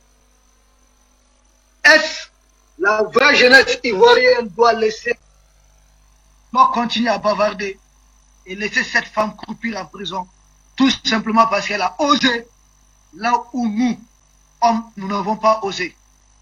La jeunesse ivoirienne, même celle qui est dans l'armée ivoirienne, je pense qu'elle est en train de m'attendre. Et beaucoup parlent de la police ivoirienne. Je comprends bien mon frère Jonathan. Vous savez, en Côte d'Ivoire, il faudrait voir la composition de la police et la composition de l'armée. Ouattara, durant plus de 10 ans de l'air, d'abord il est venu avec ses rebelles au pouvoir, qui sont aujourd'hui l'armée régulière, et ensuite, il a recruté beaucoup de ses microbes dans cette armée. L'armée ivoirienne est un peu ethnisée. L'armée ivoirienne est djoulanisée. Comprenez ce que je suis en train de dire. Maintenant, quand on demande à cette armée de s'assumer, de faire respecter l'ordre en Côte d'Ivoire, qui est la mission de toute armée, quand ça ne va plus entre les politiques, l'armée doit être là pour nettoyer la maison. Quand vous demandez à même cette armée, c'est cette question de courage qui manque. Or, je pense qu'il y a des djoulas qui doivent être patriotes, qui peuvent accepter que, bien sûr, que je suis djoula, je suis officier djoula, mais d'autres Ivoiriens comptent sur moi. Je peux rassembler ces pays. Je ne suis pas obligé de régner sur ces pays en martyrisant d'autres. Et cela va continuer longtemps. Il faut craindre le jour que d'autres Ivoiriens, des vrais Ivoiriens, pourront développer des stratégies et prendre le pouvoir. Ou est-ce qu'ils vont se retrouver? C'est l'inquiétude qu'ils doivent avoir. Ils peuvent continuer à obéir à Ouattara. Mais jusqu'à quand? Est-ce qu'eux-mêmes ils vont s'arranger dans la situation de Ouattara? Est-ce que M. Teneb Birama Ouattara fera l'unanimité au sein des djoulas eux-mêmes? Parce que Ouattara, une chose est sûre, il a dépassé 80 ans. Ça, c'est l'âge officiel. Parce que nous savons que nos parents d'antan là, pour entrer en politique, nous savons comment à l'âge, comment on falsifiait les choses. Et je pense, pour terminer, M. Junior Wafo, j'ai peut-être été un peu long, mais je pense qu'il est temps de déclencher la révolution ivoirienne. C'est le message qu'il faut lancer. Sortons dans les petits jeux. Les petits jeux là ne servent à rien. Au contraire, les petits jeux vont renforcer Ouattara. Chaque jour qui passe, il recrute un microbe de plus. Chaque jour qui passe, il se renforce financièrement. Chaque jour qu'il passe, il diminue un du côté de ceux qui sont censés mener cette révolution panafricaine en Côte d'Ivoire. C'est de cela qu'il est question. Plus les jours passent, plus vous diminuez. Les urnes, d'accord, mais moi je pense que les urnes en 2025 peuvent être un prétexte. Mais une fois de plus, si les Ivoiriens ont peur, finalement on laisse Ouattara faire ce qu'il a fait en Côte d'Ivoire. C'est de cela qu'il est question. Ou on arrête ce monsieur, mais ou finalement on va assister passivement à ce qu'il va faire. Parce que quand il finira d'arrêter déjà en Côte d'Ivoire, et je suis convaincu qu'il est l'homme de la France, il va aller commencer à faire arrêter déjà des Ivoiriens en dehors de la France. Les Maliens, ils ne peuvent pas les toucher, ça c'est clair. Ça serait son arrêt de mort. Mais il peut commencer à aller inquiéter des Ivoiriens jusqu'à l'étranger, comme pour Kagame le fait d'ailleurs. Donc c'est cette menace. Soit vous arrêtez Ouattara tout de suite, mais soit vous, en tout cas, Ouattara va finir par arrêter tout le monde un à un. Et aujourd'hui, le Mali est en train d'offrir un soutien maximal dans cette histoire. En détenant les 49 mercenaires de Ouattara jusqu'à présent, l'opposition ivoirienne ne parvient pas à se fédérer. Si l'opposition ivoirienne refuse de se fédérer, que les jeunes des partis politiques de la Côte d'Ivoire remplacent les vieux, prennent le pouvoir, la volonté, l'initiative et fassent le travail. C'est de cela qu'il est question. Jusqu'à quand vous allez rester dans ça, passif dans ça, face à ces crimes? Mes frères ivoiriens, l'Afrique compte sur vous. Et cette dame qui est en train de croupir en prison, Dieu seul sait ce qu'elle est en train de subir entre les mains des microbes de Ouattara. C'est très grave ce qui se passe. Et personne ne va en parler, je vous le dis. Ni la CEDEAO, ni l'Union africaine. J'ai tout en dit et je le répète. Qu'aucun homme en service de l'Occident ne sera jamais inquiété par la justice internationale, par la question des droits de l'homme. C'est pourquoi ne soyez pas surpris que Gbagbo a été le seul avec Blé à être jugé et jamais le clan Ouattara. Tant que vous êtes à la manœuvre pour eux, vous n'êtes pas inquiétés. Mais qu'attendent les vrais Ivoiriens? Chacun va en parler comme ça. Les gens ont peur, nous sommes écoutés. Mais qu'est-ce qui se passe? Développer d'autres stratégies où vous allez subir toute la vie. Il s'agit d'agir ensemble ou de périr ensemble. J'en ai fini, merci. Issa Diawara, je reviens vers vous, Okosisi. Baba Nicolo, l'affaire des 49 mercenaires est une affaire qui ne peut pas se résoudre militairement. Elle va forcément se résoudre par le dialogue et doit même se résoudre par le dialogue. Eh bien, Okosisi Baba Nicolo, pourquoi donc, d'après vous, les tentatives de médiation depuis le Chéric Balé gênent autant le gouvernement d'Alassane Dramane Ouattara? Je voulais, par l'intermédiaire d'Afrique Média, demander si possible d'autres émissions parce que le cas Chéric Balé est rempli d'informations que nous souhaiterons vous donner. Mais malheureusement, le timing de l'émission ne pourra pas nous permettre. Donc, s'il vous plaît, donnez-nous 2 ou 3 émissions comme ça. Nous avons beaucoup à dire, beaucoup à dire. Parce que, comme l'a dit Diawara, que je remercie pour avoir fouetté notre orgueil, que je remercie de nous avoir lancé un cri de cœur, qui sache que ce cri de cœur n'est pas tombé dans l'oreille du sourd, mais nous y travaillons. Comme nous sommes en lieu public, ce n'est pas tout que nous disons. Alors, nous avons besoin de ces émissions-là parce que vous voyez, tout à l'heure, il a mentionné une chose. Sur un plateau de télé national, on est allé chercher des ventriglisses de Ouattara, on est allé chercher des affamés de Ouattara, on les a sélectionnés selon leur qualité de mensonge et d'intoxication et on a permis à ces hommes-là, indignes, sans couilles, de critiquer une femme qui a leurs couilles en main, de critiquer une femme qui les prend comme des ennemis. Alors, pour parler des 49 soldats, revenons d'abord aux informations concernant Chéric Balé. L'arrestation de Chéric Balé cache beaucoup de secrets. Parmi ces secrets, il y a un secret que je vais vous révéler. Tout à l'heure, vous avez vu, vous avez entendu, lorsqu'elle est venue de voyage, elle a expliqué les raisons de son voyage, les activités qu'elle a menées dans le voyage et ce qu'elle peut apporter au pays. Elle a été claire. Normalement, pour un pays qui se veut respectable, pour un pays qui a été maladroit, qui a fait manquer de respect à notre pays, il devait saisir cette dame au bon. Pourquoi pas l'honorer, la remercier et suivre les signaux qu'elle a tracés pour eux. Mais pourquoi ils ne l'ont pas fait? C'est la question que vous posez.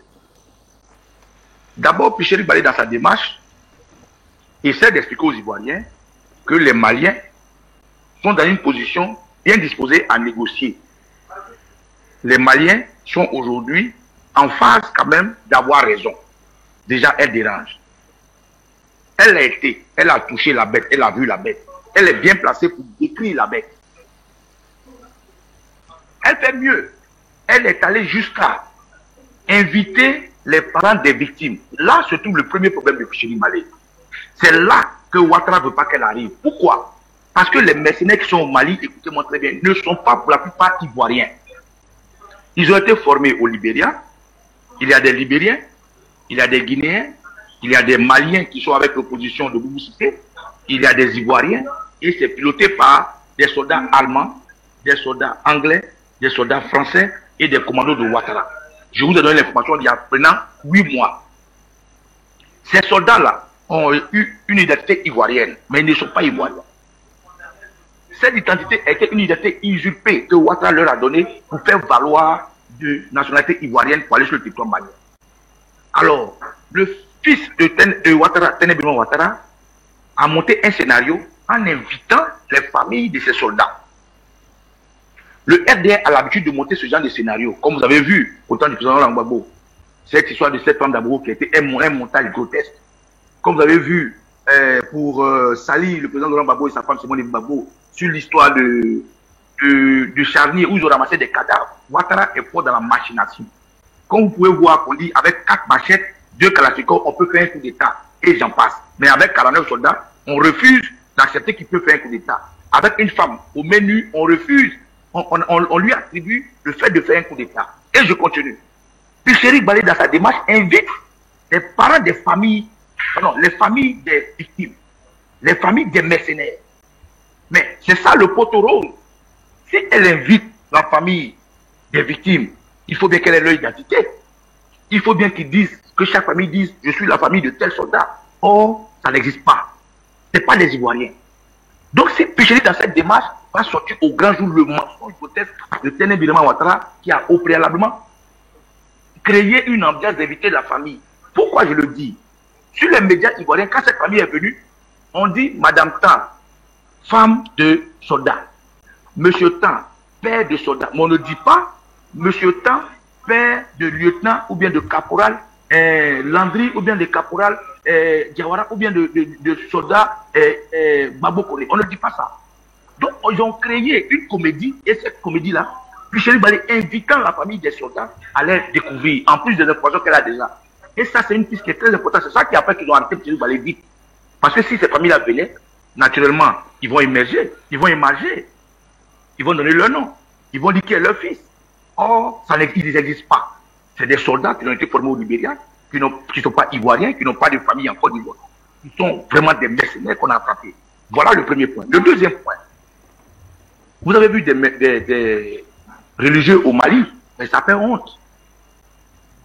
Des religieux où on a déposé des mercenaires en mandat de dépôt dans la main de la justice. Mais en Côte d'Ivoire, le monseigneur Coutois de l'église catholique du Plateau, le cardinal Coutois a demandé à tous les Ivoiriens, devant tous les Ivoiriens à Ouattara, de libérer les soldats. Je vous le dis, monseigneur Coutois, lors d'une homélie, a demandé à Ouattara de libérer tous les soldats, de libérer tous les prisonniers politiques, de faire entrer tous les exilés, de permettre que Soro Guillaume Rane, que Blé Boudéra, il a demandé à Ouattara, comme un cri de cœur, comme un vœu. Mais Ouattara n'a pas cédé à cette demande religieuse. Alors pourquoi, pour le cas Mali, où les gens sont sous mandat de dépôt, on envoie des religieux? Et quels religieux? Des musulmans. Alors qu'on pouvait faire un groupe de musulmans, de pasteurs, de prêtres, comme nous sommes dans un pays laïque. Et le Mali aussi est présenté comme un pays laïque. Pourquoi on envoie seulement des musulmans? Nous sommes dans un état musulman. Nous sommes avec un pouvoir djihadiste. Nous sommes avec un pouvoir clanique. Donc, quand Ouattara envoie ces musulmans là-bas, comme l'a dit Baba Kouré, je suis d'accord, il dit que c'est des marabouts. Ils sont à la sorte de Téné Birama Ouattara, le fils de Ouattara, qui est aujourd'hui le technocrate. Aujourd'hui, celui qui surveille le pouvoir de Ouattara. Ça, c'est deux choses que Picheri Balé a fait, qui veut les tuer, parce qu'elle est venue avec des informations. Elle a rencontré la société civile malienne qui l'a invitée, comme elle a dit dans son exposé que vous avez présenté. Elle a rencontré les Ivoiriens résidents au Mali. Elle a exposé leurs problèmes qu'ils refusent de voir avec le ministère des Affaires étrangères. Elle a rencontré les autorités, et pas n'importe quelle autorité. Le ministre de la Justice malienne, qui lui a dit par APV, voilà le vrai point. Donc, Picheri Balé est une information en or qu'il faut affermer. Et mieux, dans un de ses directs qu'elle fait chaque mardi, elle informe les Ivoiriens qu'on me dit de ne pas parler. Je vais vous envoyer cet élément pour que, si vous nous permettez de donner une autre émission, vous puissiez la jouer. Elle a dit, on me demande, le DG de police, le préfet de police me demande de ne pas parler. Mais pourquoi on me dit de ne pas parler? Elle a dit. Donc, Picheri Balé, dans sa démarche, éveille des consciences, réveille les Ivoiriens au-delà de ce combat de la cherté de la vie, au-delà de ce combat des droits de l'homme, au-delà de ce combat des protections de la démocratie. Qu'est-ce qu'on lui reproche? On dit attenter avec des agents d'une puissance étrangère de nature à nuire à la situation diplomatique en Côte d'Ivoire. Écoutez bien ce thème. Qui est cette puissance étrangère? Le Mali serait une puissance étrangère? Picheri Balé aurait-il rencontré la Russie au Mali? Il continue par dire à nuire à la nature de la situation diplomatique. Quelle est cette situation diplomatique à laquelle elle va nuire? C'est la vérité qu'elle connaît. En invitant les parents des victimes, ils vont finir par lui dire la vérité. C'est cette situation-là qu'ils appellent situation diplomatique. Donc, Picheri Balé, en s'immisçant et en rentrant dans cette histoire de plein fouet et en utilisant la bonne voie, est en train de déstabiliser le pouvoir Ouattara qui envoie en réalité des mercenaires. C'est une personne à abattre. Ensuite, Diffusion, deuxième, diffusion de fausses nouvelles de nature à attenter au moral de la population. Diffusion de fausses nouvelles. Qu'est-ce qu'ils appellent nouvelle? Quelle est la nouvelle qui est fausse? Et depuis quand le pouvoir Ouattara fait de la psychologie pour connaître le moral des Ivoiriens? Le moral des Ivoiriens, c'est le départ de Ouattara. Le moral des Ivoiriens, la psychose des Ivoiriens, c'est le départ de Ouattara. La psychose des Ivoiriens, c'est la libération des prisonniers politiques, le retour des exilés, la cherté de la vie. Voilà dans quoi les Ivoiriens sont. Donc, quelle est cette mauvaise information ou cette fausse information que Pichel Balé a donnée? C'est l'information de savoir que les parents des victimes sont une comédie. Parce qu'il n'y a pas de victimes qui soient de la Côte d'Ivoire. C'est une identité usurpée que Ouattara lui a donnée sur des passeports. C'est parce que Pichel Balé sait que l'identité des soldats n'est pas vraie. Et Pichel Balé a lancé deux mots d'ordre. Le premier mot d'ordre, une journée ville morte, qu'elle a déjà réussi et qu'elle a relancé pour le 30 août, où je demande à tous les Ivoiriens, pour respecter ce que dit mon frère Diawara, que le 30 août de ce mois, il faut que chaque Ivoirien respecte le mot d'ordre de Pichel Balé. Ça, nous allons en revenir si nous donnons une autre émission. Le 3 octobre, Pichel Balé demande aux Ivoiriens de faire une marche éclatée parce que l'État de Côte d'Ivoire n'est plus un État de droit. Les prisonniers sont en prison. Ouattara n'a pas respecté ses engagements vis-à-vis des politiques. Ouattara n'a pas respecté ses engagements vis-à-vis de la souffrance des Ivoiriens. Ouattara n'a pas respecté ses engagements vis-à-vis de la territorialité de la Côte d'Ivoire. Alors, une marche le 3 octobre a été lancée par Pichel Balé. Et tous les Ivoiriens en soutien d'elle devraient suivre ces mots d'ordre. Voilà pourquoi vous voyez que nous n'avons pas demandé aux Ivoiriens de poser des actions parce que ils allèguent à Pichel Balé d'avoir des accointances avec Soro Guillaume. Pourquoi? Dans cette communication, aujourd'hui sur les plateaux, on montre ça et là, c'est pour la décrédibiliser. C'est pour lui donner des intentions de coup d'État. C'est pour gâter un peu son combat pour la société civile. On veut lui donner une image de politique.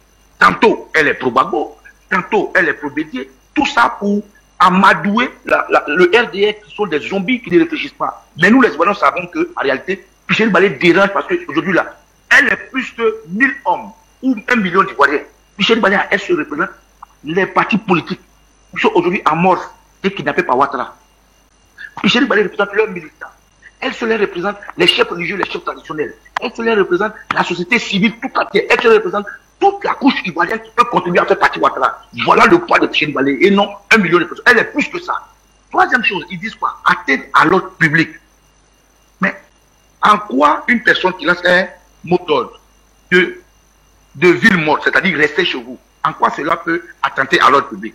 Donc, tous ces trois éléments sont parvenus. Quand je tiens compte de la loi, je reviens encore pour que les Ivoiriens sachent, la loi de 2014, du 20 juin de 2014, protection des faiseurs de droits de l'homme. Article 5. Les défenseurs des droits de l'homme ne peuvent être poursuivis, recherchés, arrêtés, détenus ou jugés à l'occasion des opinions émises, des rapports publiés dans l'exercice de leur activité. Ils ne peuvent, pendant la durée de leur mandat, être poursuivis. Pichel Balé, pour être ACI, elle a reçu au moins un récépissé qui lui permet d'exister légalement en tant que société civile et droits de l'homme, parce que ACI compose des ONG, des défenseurs des droits de l'homme et puis la société civile proprement dite, c'est des syndicalistes et autres. Donc on lui remet un récépissé pour exister légalement. Pichel Balé a tous les droits d'exercer un contre-pouvoir. Pichel Balé a tout le droit de contrôler l'action de l'État. Pichel Balé a le droit de critiquer. Donc la loi de 2014 est violée ici comme Ouattara est un violeur constitutionnel notoire et un violeur constitutionnel exécrable et exagéré. Ensuite, article 6. Les sièges et domiciles des priseurs de droit, des défenseurs des droits de l'homme sont inviolables. Il ne peut être effectué aucune précision, blablabla, bref, je m'arrête là. Sauf si le ministère chargé des droits de l'homme est informé ou informe. Pendant qu'ils détiennent Pichel Balé, tenez-vous bien, pendant qu'ils l'ont amadoué, pendant qu'ils l'ont fait venir illégalement, pendant que le DG de police a pris son téléphone, l'a appelé et l'a baratiné, comme on dit chez nous, ils ont envoyé des policiers dans la maison de Pichel Balé, où sa mère est prise en otage, ses enfants sont pris en otage. Ils ont cassé la porte, ils ont perquisitionné la maison, ils ont fouillé en compte, ils n'ont rien trouvé. Donc, en violation flagrante des lois de la juridiction, de la justice, Ouattara emprisonne un défenseur des droits de l'homme, contre lui-même sa propre constitution de la 2014. Ouattara casse la maison d'un défenseur de la droit de l'homme sans mandat d'arrêt parce qu'aujourd'hui, il a montré au monde que c'est la dictature totale. Pour finir, il faut dire que lorsque ces policiers l'ont attrapé, elle a dit qu'elle ne parle pas. Elle a gardé le silence tant que ses avocats ne viennent pas. Et tout à l'heure, je vais laisser mon frère Mabo développer ça. Alors, Picheri Balé, aujourd'hui, pour le problème des 49 soldats, est une information en or. Mais il n'y a pas que ça qui fait que Ouattara la poursuit. Aujourd'hui, le RDR, en fait, mais ce que le RDR ne sait pas, et c'est ce que je viens de vous dire, si nous n'avons pas manifesté tout de suite, c'est parce que Picheri Balé est taxé d'être de l'opposition. Ils veulent communiquer pour dire qu'elle est soroïste, que Soro lui aurait donné des millions, et qu'elle devait faire sortir les Ivoiriens, blablabla. Tout ça pour ternir, pour la décrédibiliser. Alors, si les Ivoiriens manifestent tout de suite, ils vont faire un rapport. Ils vont rentrer au milieu eux-mêmes, ils vont casser, ils vont brûler et ils vont mettre ça à l'acquis des partisans de Picheri Balé. C'est pour ça qu'on a gardé notre calme. Pour les faire jouer contre leur propre jeu, pour noyer Ouattara dans son propre Yamanko. Parce que nous allons mettre notre énergie à les deux mots d'ordre qu'a donné Picheri Balé pour leur montrer que l'arrêté n'arrêtera pas le combat. Arrêter Picheri Balé, c'est arrêter un soldat par la bataille. Arrêter Picheri Balé, c'est arrêter un soldat par le combat. Voilà. Donc aujourd'hui, les Ivoiriens, je les invite tous pour Picheri Balé, pour la société civile, pour la solidarité dans ce combat, pour lutter contre Ouattara. Il y a deux mots d'ordre. Le 30 août, tous les Ivoiriens restent chez eux, c'est une journée ville morte. Le 3 octobre, une manifestation gigantesque nationale où tous les Ivoiriens doivent sortir, être solidaires de Picheri Balé, de la société civile, et que tous les Ivoiriens adhèrent à cette société civile. Je tiens à dire merci aux avocats de Picheri Balé qui ont été très intelligents, très professionnels, et je tiens à apporter tout mon soutien à la famille nucléaire, à la famille directe de Picheri Balé, et aussi à apporter tout mon soutien à toute la famille où elle leur dit que ce n'est pas parce que vous n'avez rien vu qu'on ne fait rien. Au côté là, vous allez voir les jours qui arrivent, nous allons prendre notre responsabilité. Merci à Koumoral Diawara d'avoir porté notre orgueil, d'avoir attiré notre attention. Mais nous allons faire ce que nous avons à faire, intelligemment, cordialement, et vous allez voir la suite. Ouattara n'est pas président d'école. Merci. Merci à vous, cher Okosisi Baba Nicolo. Je reviens vers vous, Souleymane Koné Gbagbo, une fois encore. Eh bien, il semble désormais établi que l'affaire des 49 mercenaires ivoiriens arrêtés au Mali ne peut pas être résolue par une autre manière que par le dialogue. Est-ce que d'après vous, avec cette arrestation de Picheri Balé, le gouvernement du président Alassane Dramane Ouattara complique encore un peu plus ce dossier-là?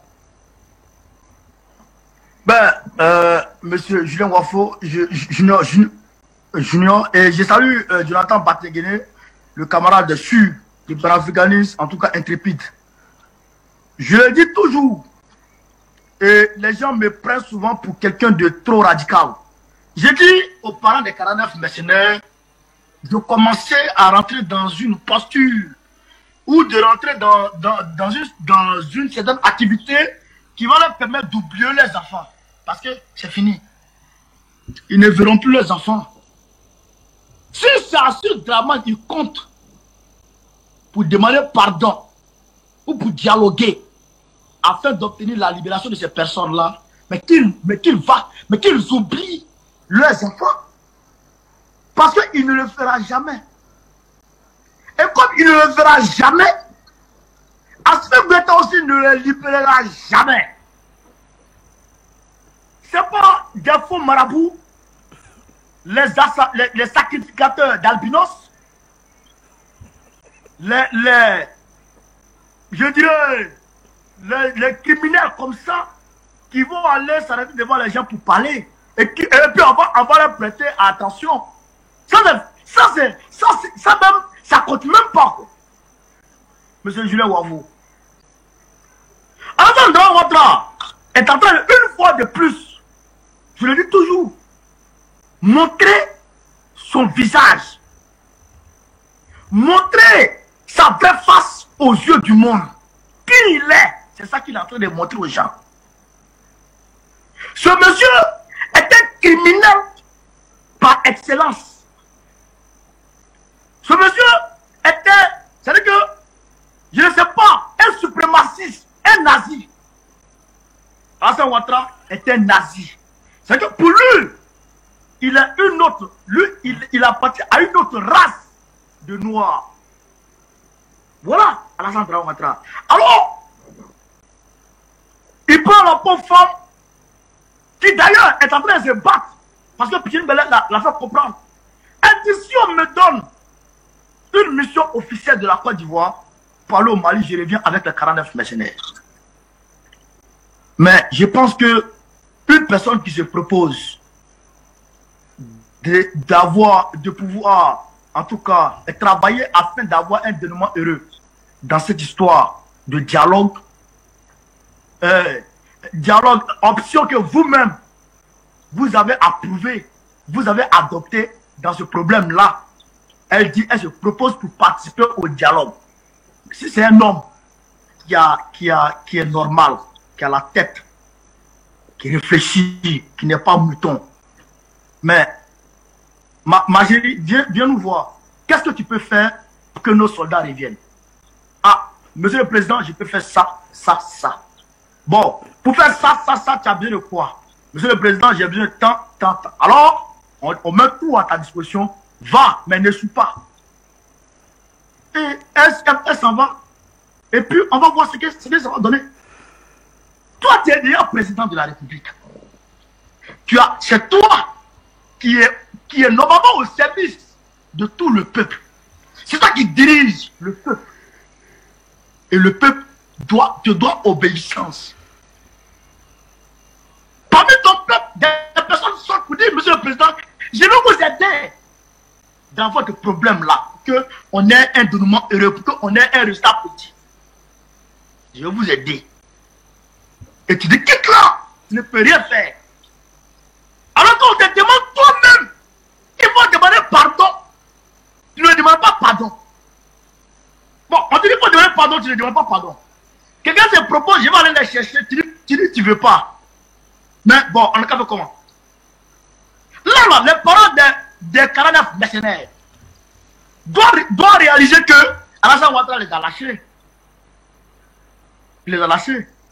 Babo Lolo, quand il est arrivé, et qu'il est allé voir Ouattara à la présidence, il a dit à Ouattara, je suis le chef de file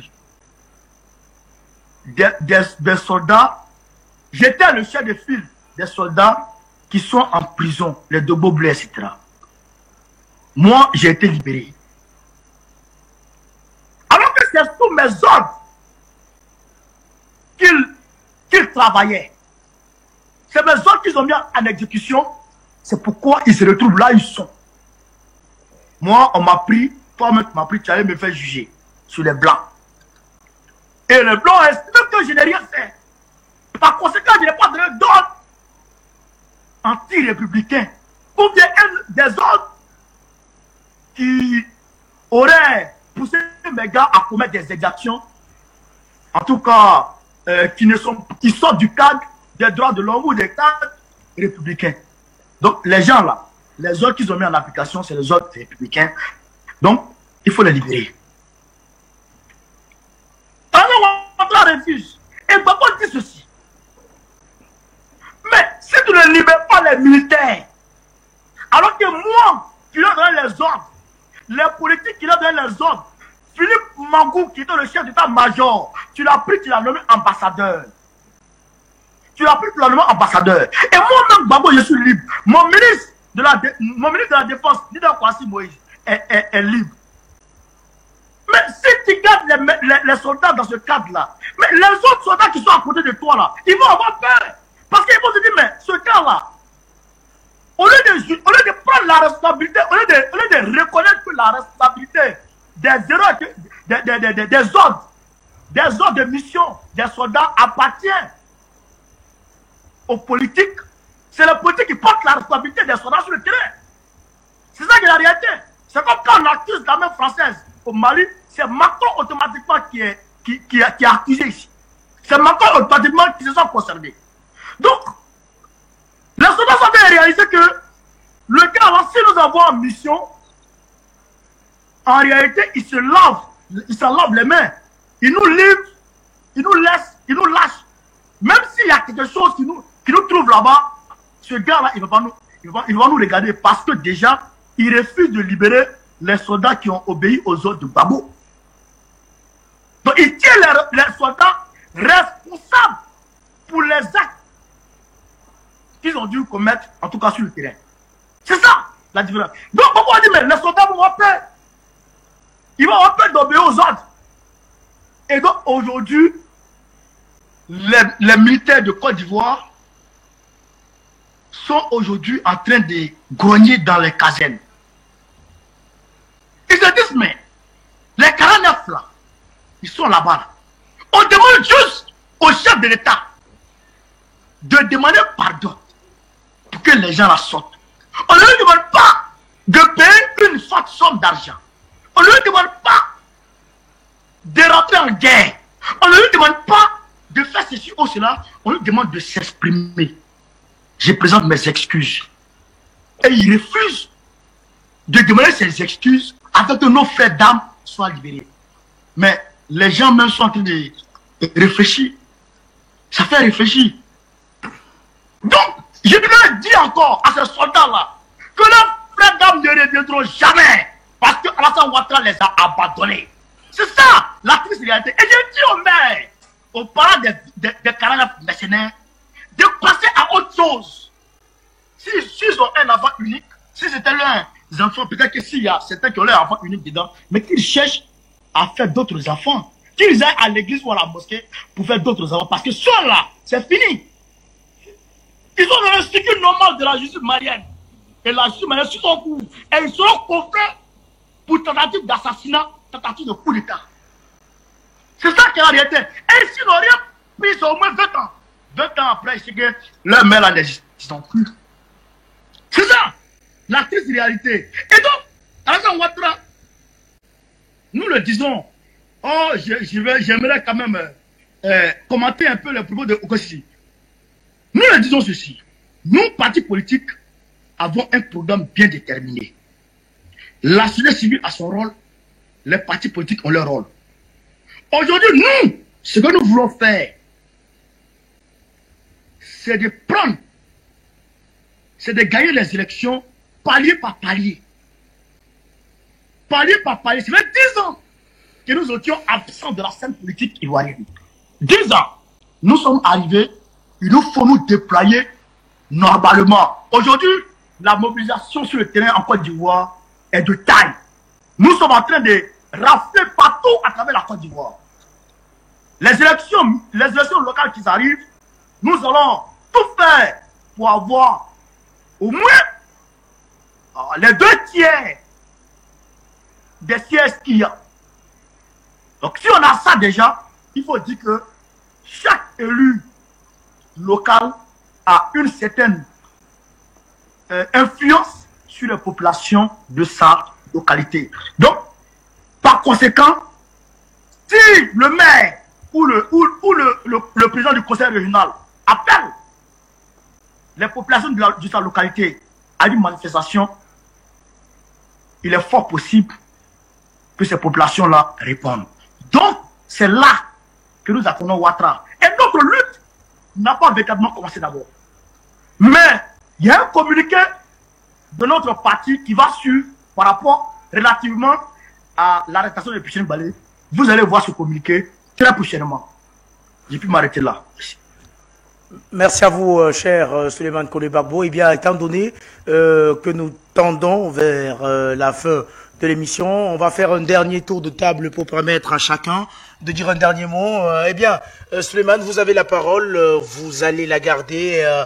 Il est établi désormais que avec cette arrestation de Pulchéri Balé entre parfaitement dans le cadre d'une violation des droits de l'homme, d'une torture également, même si, je le disais il y a quelques instants, même si il n'y a pas encore les preuves de torture physique, on peut d'ores et déjà parler de torture psychologique infligée à Pulchéri Balé. Souleymane Kone Gbagbo, à quand donc la fin de la récréation? La fin de la récréation est très proche, très proche. Déjà, nous ici, en tant que société civile, bon, moi je suis partisan du parti de Gbagbo, mais je me reconnais en la société civile, je suis aussi de la société civile. Donc nous allons mener des actions ici sur le terrain déjà. Nous sommes en contact avec pas mal de presse internationale, etc., de médias internationaux. Nous sommes là. De médias internationaux autant pour moi, nous sommes là et nous allons mener des actions sur le terrain. Très prochainement, nous allons d'ailleurs marcher sur l'ambassade de Côte d'Ivoire ici en France. Nous allons faire savoir ce qui est Alassane Ouattara en Côte d'Ivoire, ici déjà. Mais, nous disons ceci, et je peux assurer tous les Ivoiriens, que Alassane Ouattara, il est arrivé, je dirais, à son terminus. Il est arrivé à son terminus. Nous sommes en train de nous préparer au sein de notre parti pour le faire tomber de façon légale. De façon légale. Mais je vous dis, Alassane Ouattara, pas question de parler de 4e mandat. Ça, c'est une certitude. Je vous le dis, si vous voulez, vous pouvez l'écrire quelque part. Je vous le dis en tant que PPACI. Il n'y a plus question de parler de 4e mandat. Ça, c'est une certitude.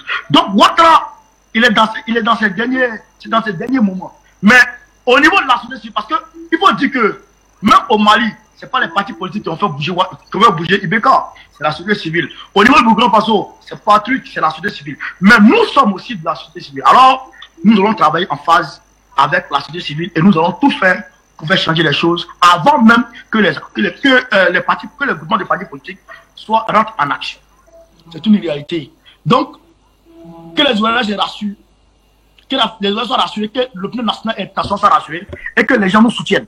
Nous avons besoin de soutien, je dirais soutien physique et puis au niveau de la mobilisation, les médias, déjà, ce que Afrique Média fait déjà, c'est très fort. Nous avons besoin de plus. Voilà, dans cette commune, parce que la lutte a pris une autre tournure. Il faut le reconnaître et c'est une réalité. Donc, nous devons amplifier la lutte, la communication, etc. sur le terrain. Merci.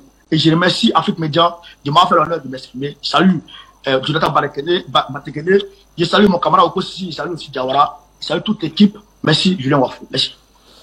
Merci à vous également, cher ami Souleymane. On va à présent prendre la direction de Bamako pour retrouver le général du peuple malien, Issa Diawara, pour également son mot pour sortir de cette émission. Eh bien, Issa Diawara, l'affaire des 49 mercenaires ivoiriens, il faut dire qu'on n'en a pas encore fini d'entendre parler de cette affaire-là. Non, on n'a pas encore fini.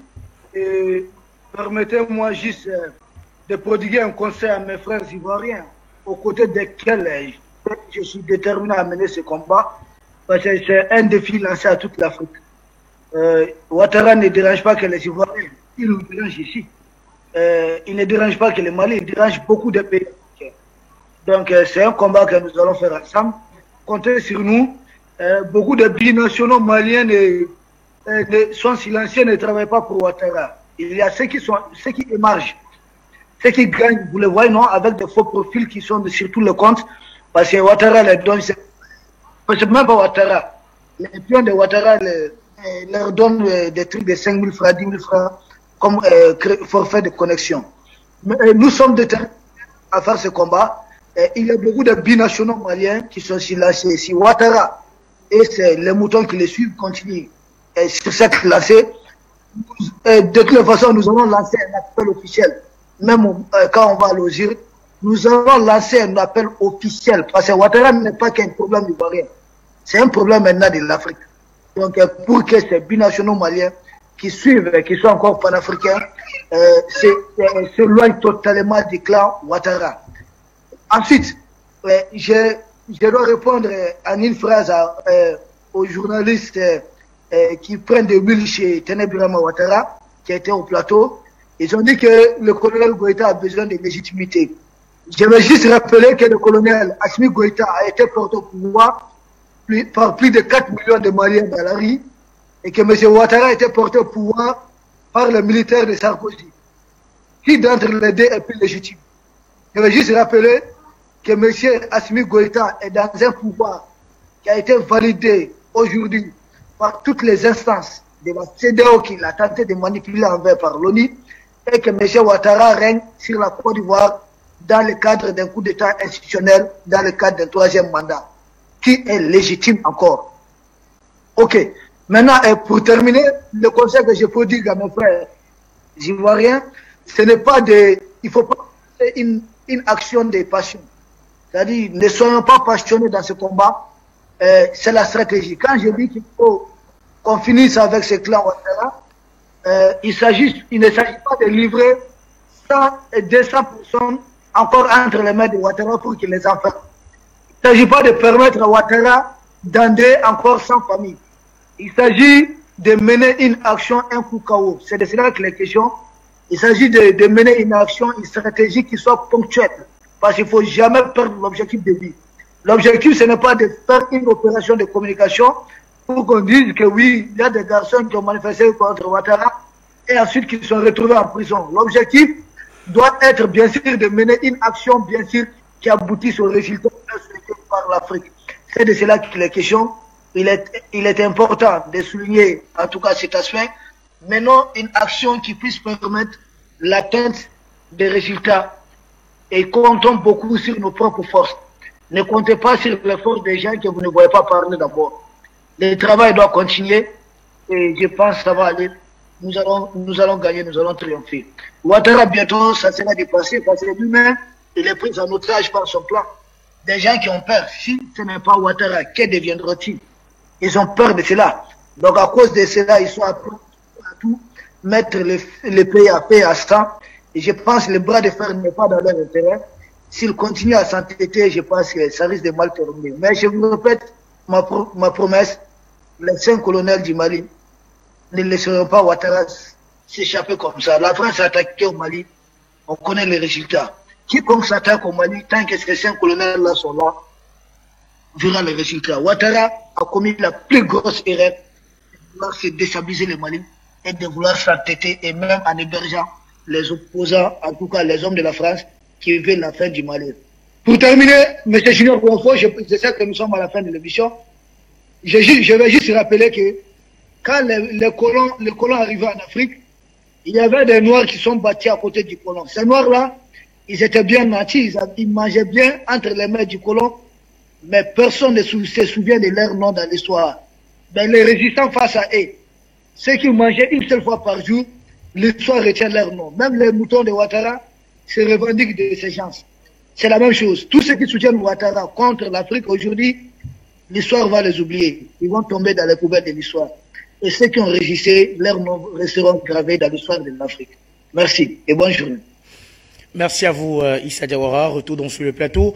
Pour vous retrouver, Jonathan Batengene, la question, elle est la même. À quand la fin de la récréation? La récréation va s'arrêter bientôt. Vous savez, nous avons toujours dit que M. Ouattara est dans la relance, il est dans la prolongation de quelque chose qui ne fait que trop durer. Son régime est aux abois. L'arrestation des 49 soldats à Bamako, des 49 mercenaires à Bamako, était un tournant décisif qui a fini de le confondre et qui l'a mis dans une situation tout à fait alambiquée. Aujourd'hui, il est obligé de procéder par une défense, on va dire si c'était le football, une défense en zone. Il est désormais dans sa zone de retranchement. Quand vous entendez, moi, je crois que nous leur faisons un peu trop de publicité. On ne va pas parler de quelques aboyeurs de Côte d'Ivoire qui se seraient retrouvés dans un studio en train de faire une pseudo-émission contre le président Goïta. C'est vrai que ça pourra avoir une portée nationale, mais au niveau international, j'ai beau chercher, même sur YouTube, je n'ai pas vu là-bas. Donc c'est dire combien ce média lui-même est invisible et ce serait lui faire honneur que de présenter ces images sur Afrique Média. Non, on ne va pas parler de ça, mais c'est aussi un indicateur fort parce que hier, Ouattara bénéficiait du soutien direct des médias du Quai d'Orsay. Il était l'homme qui était en publicité à la une. Lorsque s'ouvrait le journal radio de la chaîne du Quai d'Orsay, on commençait par Ouattara et lorsque ça s'achevait, on terminait avec ses œuvres déstabilisatrices en Afrique de l'Ouest. Aujourd'hui, la messe est dite. Vous allez constater que le nom Ouattara ne vend plus. Même les médias du Quai d'Orsay s'inquiètent de la tournure tout à fait schizophrénique de ses œuvres de gouvernance. Il a peur de tout. Il fait fouiller ses militaires avant le défilé. Maintenant, il attrape une dame parce qu'elle a simplement rencontré les personnes qui détiennent les soldats, les mercenaires qu'il a envoyés en République du Mali. Il est entré dans la paranoïa. Et lorsqu'un homme, un gouvernant, rentre dans cette attitude, ça veut dire qu'il est désormais confus. Il a perdu sa sérénité. Il est dans la gesticulation. Il imagine ses adversaires. En fait, Il est dans la même posture que Macron. Macron qui dit qu'il a un adversaire qui est la Russie. Et quand vous regardez bien comment la naine France peut affronter la Russie, vous posez des questions. Si le Sénat français a réalisé une étude garantissant que la France ne pouvait tenir que 4 jours de guerre intense avec la Russie, vous comprenez que Macron lui-même ne sait pas ce qu'il dit, ou du moins il utilise les mots pour simplement faire sensation. C'est l'attitude de M. Ouattara. Il est perdu, il est confus. Et dans sa zone, il organise donc sa défense avec quelques aboyeurs qu'il va mettre dans les médias pour raconter des choses qui ne sont compréhensibles que par eux-mêmes. Parce que si ces individus avaient la carrure pour s'exprimer, on les aurait au moins pris au journal de midi, au journal Afrique Midi de la chaîne du Quai d'Orsay, qui est quand même une chaîne qui est suivie par quelques hauts responsables du gouvernement de Ouattara. Mais puisqu'ils n'ont pas de consistance, et puisque j'en parle parce qu'on leur a fait un peu de publicité, mais s'ils avaient de la consistance, c'est là-bas qu'ils s'exprimeraient. Mais puisqu'ils sont inconsistants, et que leur discours ne sied qu'à la populace, on leur laisse les joutes populistes dans des médias de moindre envergure. Voilà à quoi se résume désormais Ouattara. Une défense qui est repliée sur elle-même.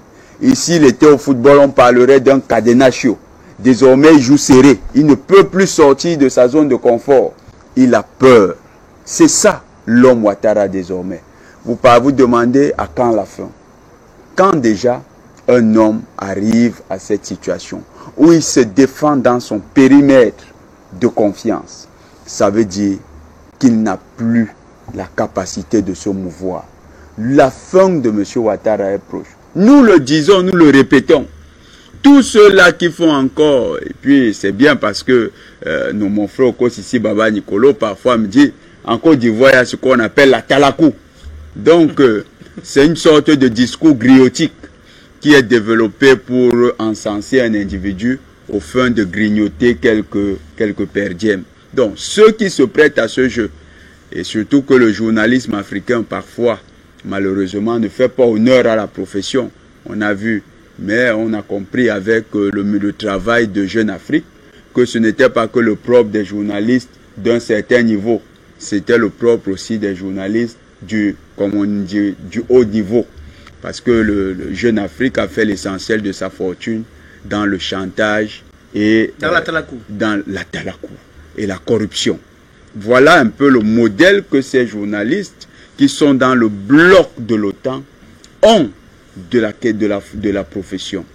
Et malheureusement, en dehors de toute déontologie, ils s'évertuent dans des bravades et dans des discours creux et vaseux. Et ces discours qui n'ont pas de consistance sont malheureusement parfois écoutés par les populations. Nous disons aux Ivoiriens, l'arrestation de Madame Ballet est un camouflet de plus pour le régime Ouattara. C'est une secousse de plus qui va faire vibrer ce régime et qui va amener finalement à son écroulement. Madame Ballet, c'est celle qui incarne l'augmentation salariale qui a été vécue ce mois. Si les salaires ont été augmentés, c'est parce qu'elle a demandé des revendications contre la vie chère. C'est à mettre sur le crédit des hommes des dames comme Madame Ballet et des hommes comme Okosisi Baba Nicolo et tous leurs frères d'armes qui se battent pour la question des droits de l'homme. La pseudo-médiation. Nous demandons aux autorités maliennes de surseoir à toute discussion avec le comité d'imams qui a été envoyé au Mali. Que Madame Ballet retrouve d'abord sa liberté. Parce que l'embastillement de Madame Ballet n'augure pas de bonnes relations entre le peuple malien et le peuple ivoirien. Parce que Madame Ballet incarne la fraternité, la situation ou du moins le retour à la confiance entre les deux peuples. Madame Ballet, c'est la CEDEAO des peuples que nous prions, que nous appelons. Tant que cette dame n'est pas libre, aucune discussion avec les autorités ivoiriennes ne doit être admise. Que M. Ouattara continue de se confondre. Nous demandons et nous appelons les Ivoiriens à rester mobilisés. Levez-vous, M. Okoko Sissi Baba Nicolo a donné une date, je crois le 30 août. Il faut que les Ivoiriens se mobilisent. Levez-vous comme un seul et montrez votre solidarité à cette grande dame. Tous les fonctionnaires, tous ceux qui ont reçu une augmentation salariale, vous devez cela à Madame Ballet. Vous devez vous montrer solidaire de cette dame. Cette dame incarne l'espoir. Cette dame incarne aujourd'hui le combat de tous les Ivoiriens. Merci à vous, Jonathan Batengene. On va donc retrouver Oko Sissi Baba Nicolo pour sortir définitivement de cette émission. Chers amis, chers frères, on parlait ce matin de cette énième arrestation de Pulchérik Balé qui s'inscrit très certainement dans le cadre des violations de droits de l'homme et des tortures telles que nous vous les proposions. Ce matin, Oko Sissi Baba Nicolo, la question, elle est également la même pour vous. À quand la fin de la récréation? La fin de la récréation, vous voyez, a commencé depuis que Dramane Ouattara a décidé de fourvoyer tous ces paliers. Nous sommes en cours de la fin de la récréation. Mais comme c'est un processus, nous sommes dans les processus. Cette crise de la Côte d'Ivoire, il faut la comprendre spirituellement, métaphysiquement et physiquement. C'est d'ailleurs pour ça que je remercie la qualité de l'émission avec mes copanélistes. Le très cher Jonathan Batengene qui n'est plus à présenter aujourd'hui au Panafricain, mon compatriote et ami Babo Kone et mon binôme Issa Diawara, à qui je dis merci de fouetter notre organisation. Je lui réitère ça, à qui je dis que ces conseils ne sont pas tombés dans l'oreille dessous et que nous prenons acte de ces conseils et lui dire aussi par la même occasion que au Mali, il a bien failli commencer par un point A par un point B. Le Mali a commencé en protestant contre l'insécurité avec des manifestations, avec des marches. Sauf que la chance que le Mali a eue, le Mali a protesté contre un fils du Mali qui ne pouvait pas les assassiner. La Côte d'Ivoire, après 10 années de résistance et après avoir été bombardé, même le président bombardé par la France et avec Ouattara, fait juste aujourd'hui face à un Burkinabé, c'est-à-dire quelqu'un qui n'a rien à faire dans la Côte d'Ivoire et qui n'a pas la même nomenclature que le président Ibeka du Mali, qui en tirant ou en assassinant les Maliens allait assassiner son peuple. Ouattara ne perdra rien, il a démontré en 2004 en laissant bombarder des Ivoiriens à l'hôtel d'Ivoire. Ouattara a créé une rébellion en Côte d'Ivoire. Ouattara a fait bombarder celui-là qui a donné une nationalité en plein jour pour qu'il soit candidat. Donc, nous, les Ivoiriens, faisons face à une autre réalité, une réalité d'un mercenaire étranger, un Burkinabé aidé par la France, une réalité d'une femme berbère algérienne avec son acolyte Ouattara. Donc, nous sommes dans une cartographie de résistance. Notre résistance, aujourd'hui, avons un cheval de Troie qui s'appelle Pulchérik Balé. Donc, tout à l'heure, la question de cher Wafo qui vient dessus. Pulchérik Balé, pour nous, est un cheval de Troie. À quand la fin de ce combat? À quand la fin de Ouattara? La fin de Ouattara, en prenant notre cheval de Troie qui est Pulchérik Balé, il faut préciser, Pulchérik Balé était informé de son arrestation imminente. Pulchérik Balé, je répète, était informé de son arrestation imminente parce que un pseudo-député RDR a dit haut et fort devant tous les médias, et à la prochaine émission, si Afrique Média nous donne la chance d'avoir une autre émission pour en parler, je vais vous envoyer l'élément, qu'ils allaient attraper Pulchérik Balé. Parce qu'elle n'a pas dit merci pour sa première libération, ils allaient l'attraper parce qu'ils ne pouvaient pas accepter qu'un Ivoirien parle comme ça à leur dieu Ouattara. Et Pulchérik Balé a répondu à ce député pour lui dire que à qui elle devait dire merci, un homme qui a violé la Constitution, un homme qui lui a retiré sa liberté, parce que, étant libre et du sens de son droit civique de dire je suis contre, un homme qui lui a fait perdre son travail, à ce homme devait dire merci, eh bien, le merci ne se demande pas, le merci est naturel. Pulchérik Balé l'a dit au faut qu'elle était prête et elle savait que le RDM manigançait déjà par sa communication de propagandiste à son arrestation. Eh bien, elle était prête. Pour la Côte d'Ivoire, elle était prête. Pour la liberté des Ivoiriens, elle était prête. Donc, c'est pour vous dire, quand je parle de cheval de Troie, pour pas avoir question de savoir à quand la fin, Pulchérik Balé est une femme prête, mûre et responsable. C'est une femme, comme l'histoire de la Côte d'Ivoire nous rappelle, la reine Pokou, qui a sacrifié son enfant pour sauver tout un peuple, dont le peuple Aka, selon les livres. C'est une femme qui nous rappelle Marie Corée, qui, aux heures des indépendances, a battu le pavé pour le PDCI-RDA. C'est une femme qui nous rappelle la femme de Winnie Mandela. Pulchérik Balé est une femme aujourd'hui qui, même emprisonnée, donne du tonus aux personnes comme moi, comme Babou connaît tous les Ivoiriens. Donc, ça vous dit quoi? Ouattara vient de prendre le cheval de Troie, comme dans le film Troie, pour rentrer dans dans son mur inviolable. Grâce à Chérif Balé, nous avons donné 2 mots d'ordre. Le 3 octobre, une marche pacifique sur tout l'étendue du territoire. Le 30 août récent, une société, une journée ville morte, que tous les Ivoiriens qui sont solidaires d'elle, que tous les Ivoiriens qui veulent la liberté totale de la Côte d'Ivoire, que tous les Ivoiriens qui veulent un message fort, disent aux gardiens du quartier, aux boutiquiers, aux femmes qui vendent au marché, ce jour-là, restez chez vous, ça va lui donner du tonus, elle va comprendre qu'elle n'est pas seule, c'est notre manière à nous de lui être solidaire, et c'est notre manière à nous d'aller à la fin de Ouattara. Donc, pour vous dire, merci à Afrique Média, merci à votre victoire, la fin de Ouattara est en cours. Spirituellement, Ouattara est terminé. Métaphysiquement, Ouattara est terminé. Regardez autour de vous, tous ces piliers sont tombés. Ouattara est rentré dans la Côte d'Ivoire avec des mensonges parce que c'était Djoula. Aujourd'hui, n'est-ce pas les jeunes Djoula en prison? N'est-ce pas eux qui sont en exilé? Ce n'est pas les jeunes Djoula aujourd'hui qui le fuient, qui le critiquent, qui sont au GPS. Ouattara est rentré dans la politique en Côte d'Ivoire en disant que c'est parce qu'il était musulman. N'est-ce pas le peuple malien qui l'attaque aujourd'hui? N'est-ce pas le Burkina qui ne veut pas le voir son propre pays? N'est-ce pas la Guinée aujourd'hui qui lui tourne dos? N'est-ce pas beaucoup de musulmans qui aujourd'hui maudissent Ouattara? Ouattara est rentré en Côte d'Ivoire en jouant la communauté internationale. N'est-ce pas cette même communauté internationale qui a tenté de lâcher? Ouattara est rentré en Côte d'Ivoire en se faisant des alliés avec Henri Konan Bédié. N'est-ce pas Henri Konan Bédié qui vient de fouiller? Donc vous dites, Ouattara spirituellement est terminé. Tous ces piliers sont tombés, c'est une histoire de temps, une histoire d'heure, une histoire de minutes. Cela dépend d'un coup et vous allez voir, même les Ivoiriens ne baisseront pas les bras. Nous continuons de nous battre, comme l'a dit Babo Koné, déjà dans la diaspora, nous prenons les mesures pour accompagner la réalisation de Chérif Balé, nous prenons des mesures pour parler aux Ivoiriens, pour Chérif Balé, et sachez que la fin de Ouattara, c'est une histoire de minutes, c'est une histoire de temps, comme le Dieu de nos ancêtres le temps, nous nous adonnons à son temps, mais Ouattara s'est terminé dans le cœur des Ivoiriens. Il n'a jamais été président de Côte d'Ivoire et il n'ira pas très loin, comme l'a dit Babo Koné, pendant que les politiques se préparent à le faire tomber politiquement, nous nous préparons en tant que citoyens ivoiriens, citoyens lambda, à le faire tomber dans l'arène de son combat. C'est ce que je tenais à dire.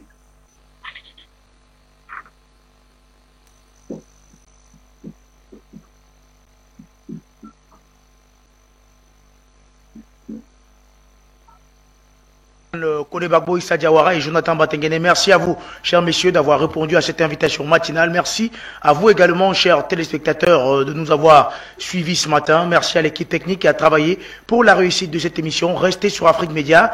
Dans quelques instants, vous serez en compagnie de Victor Esso Tiki dans le cadre de la Grande Tribune. Quant à moi, je vous retrouve demain matin pour une autre édition de Ligne Rouge. Mesdames, Messieurs, bonjour.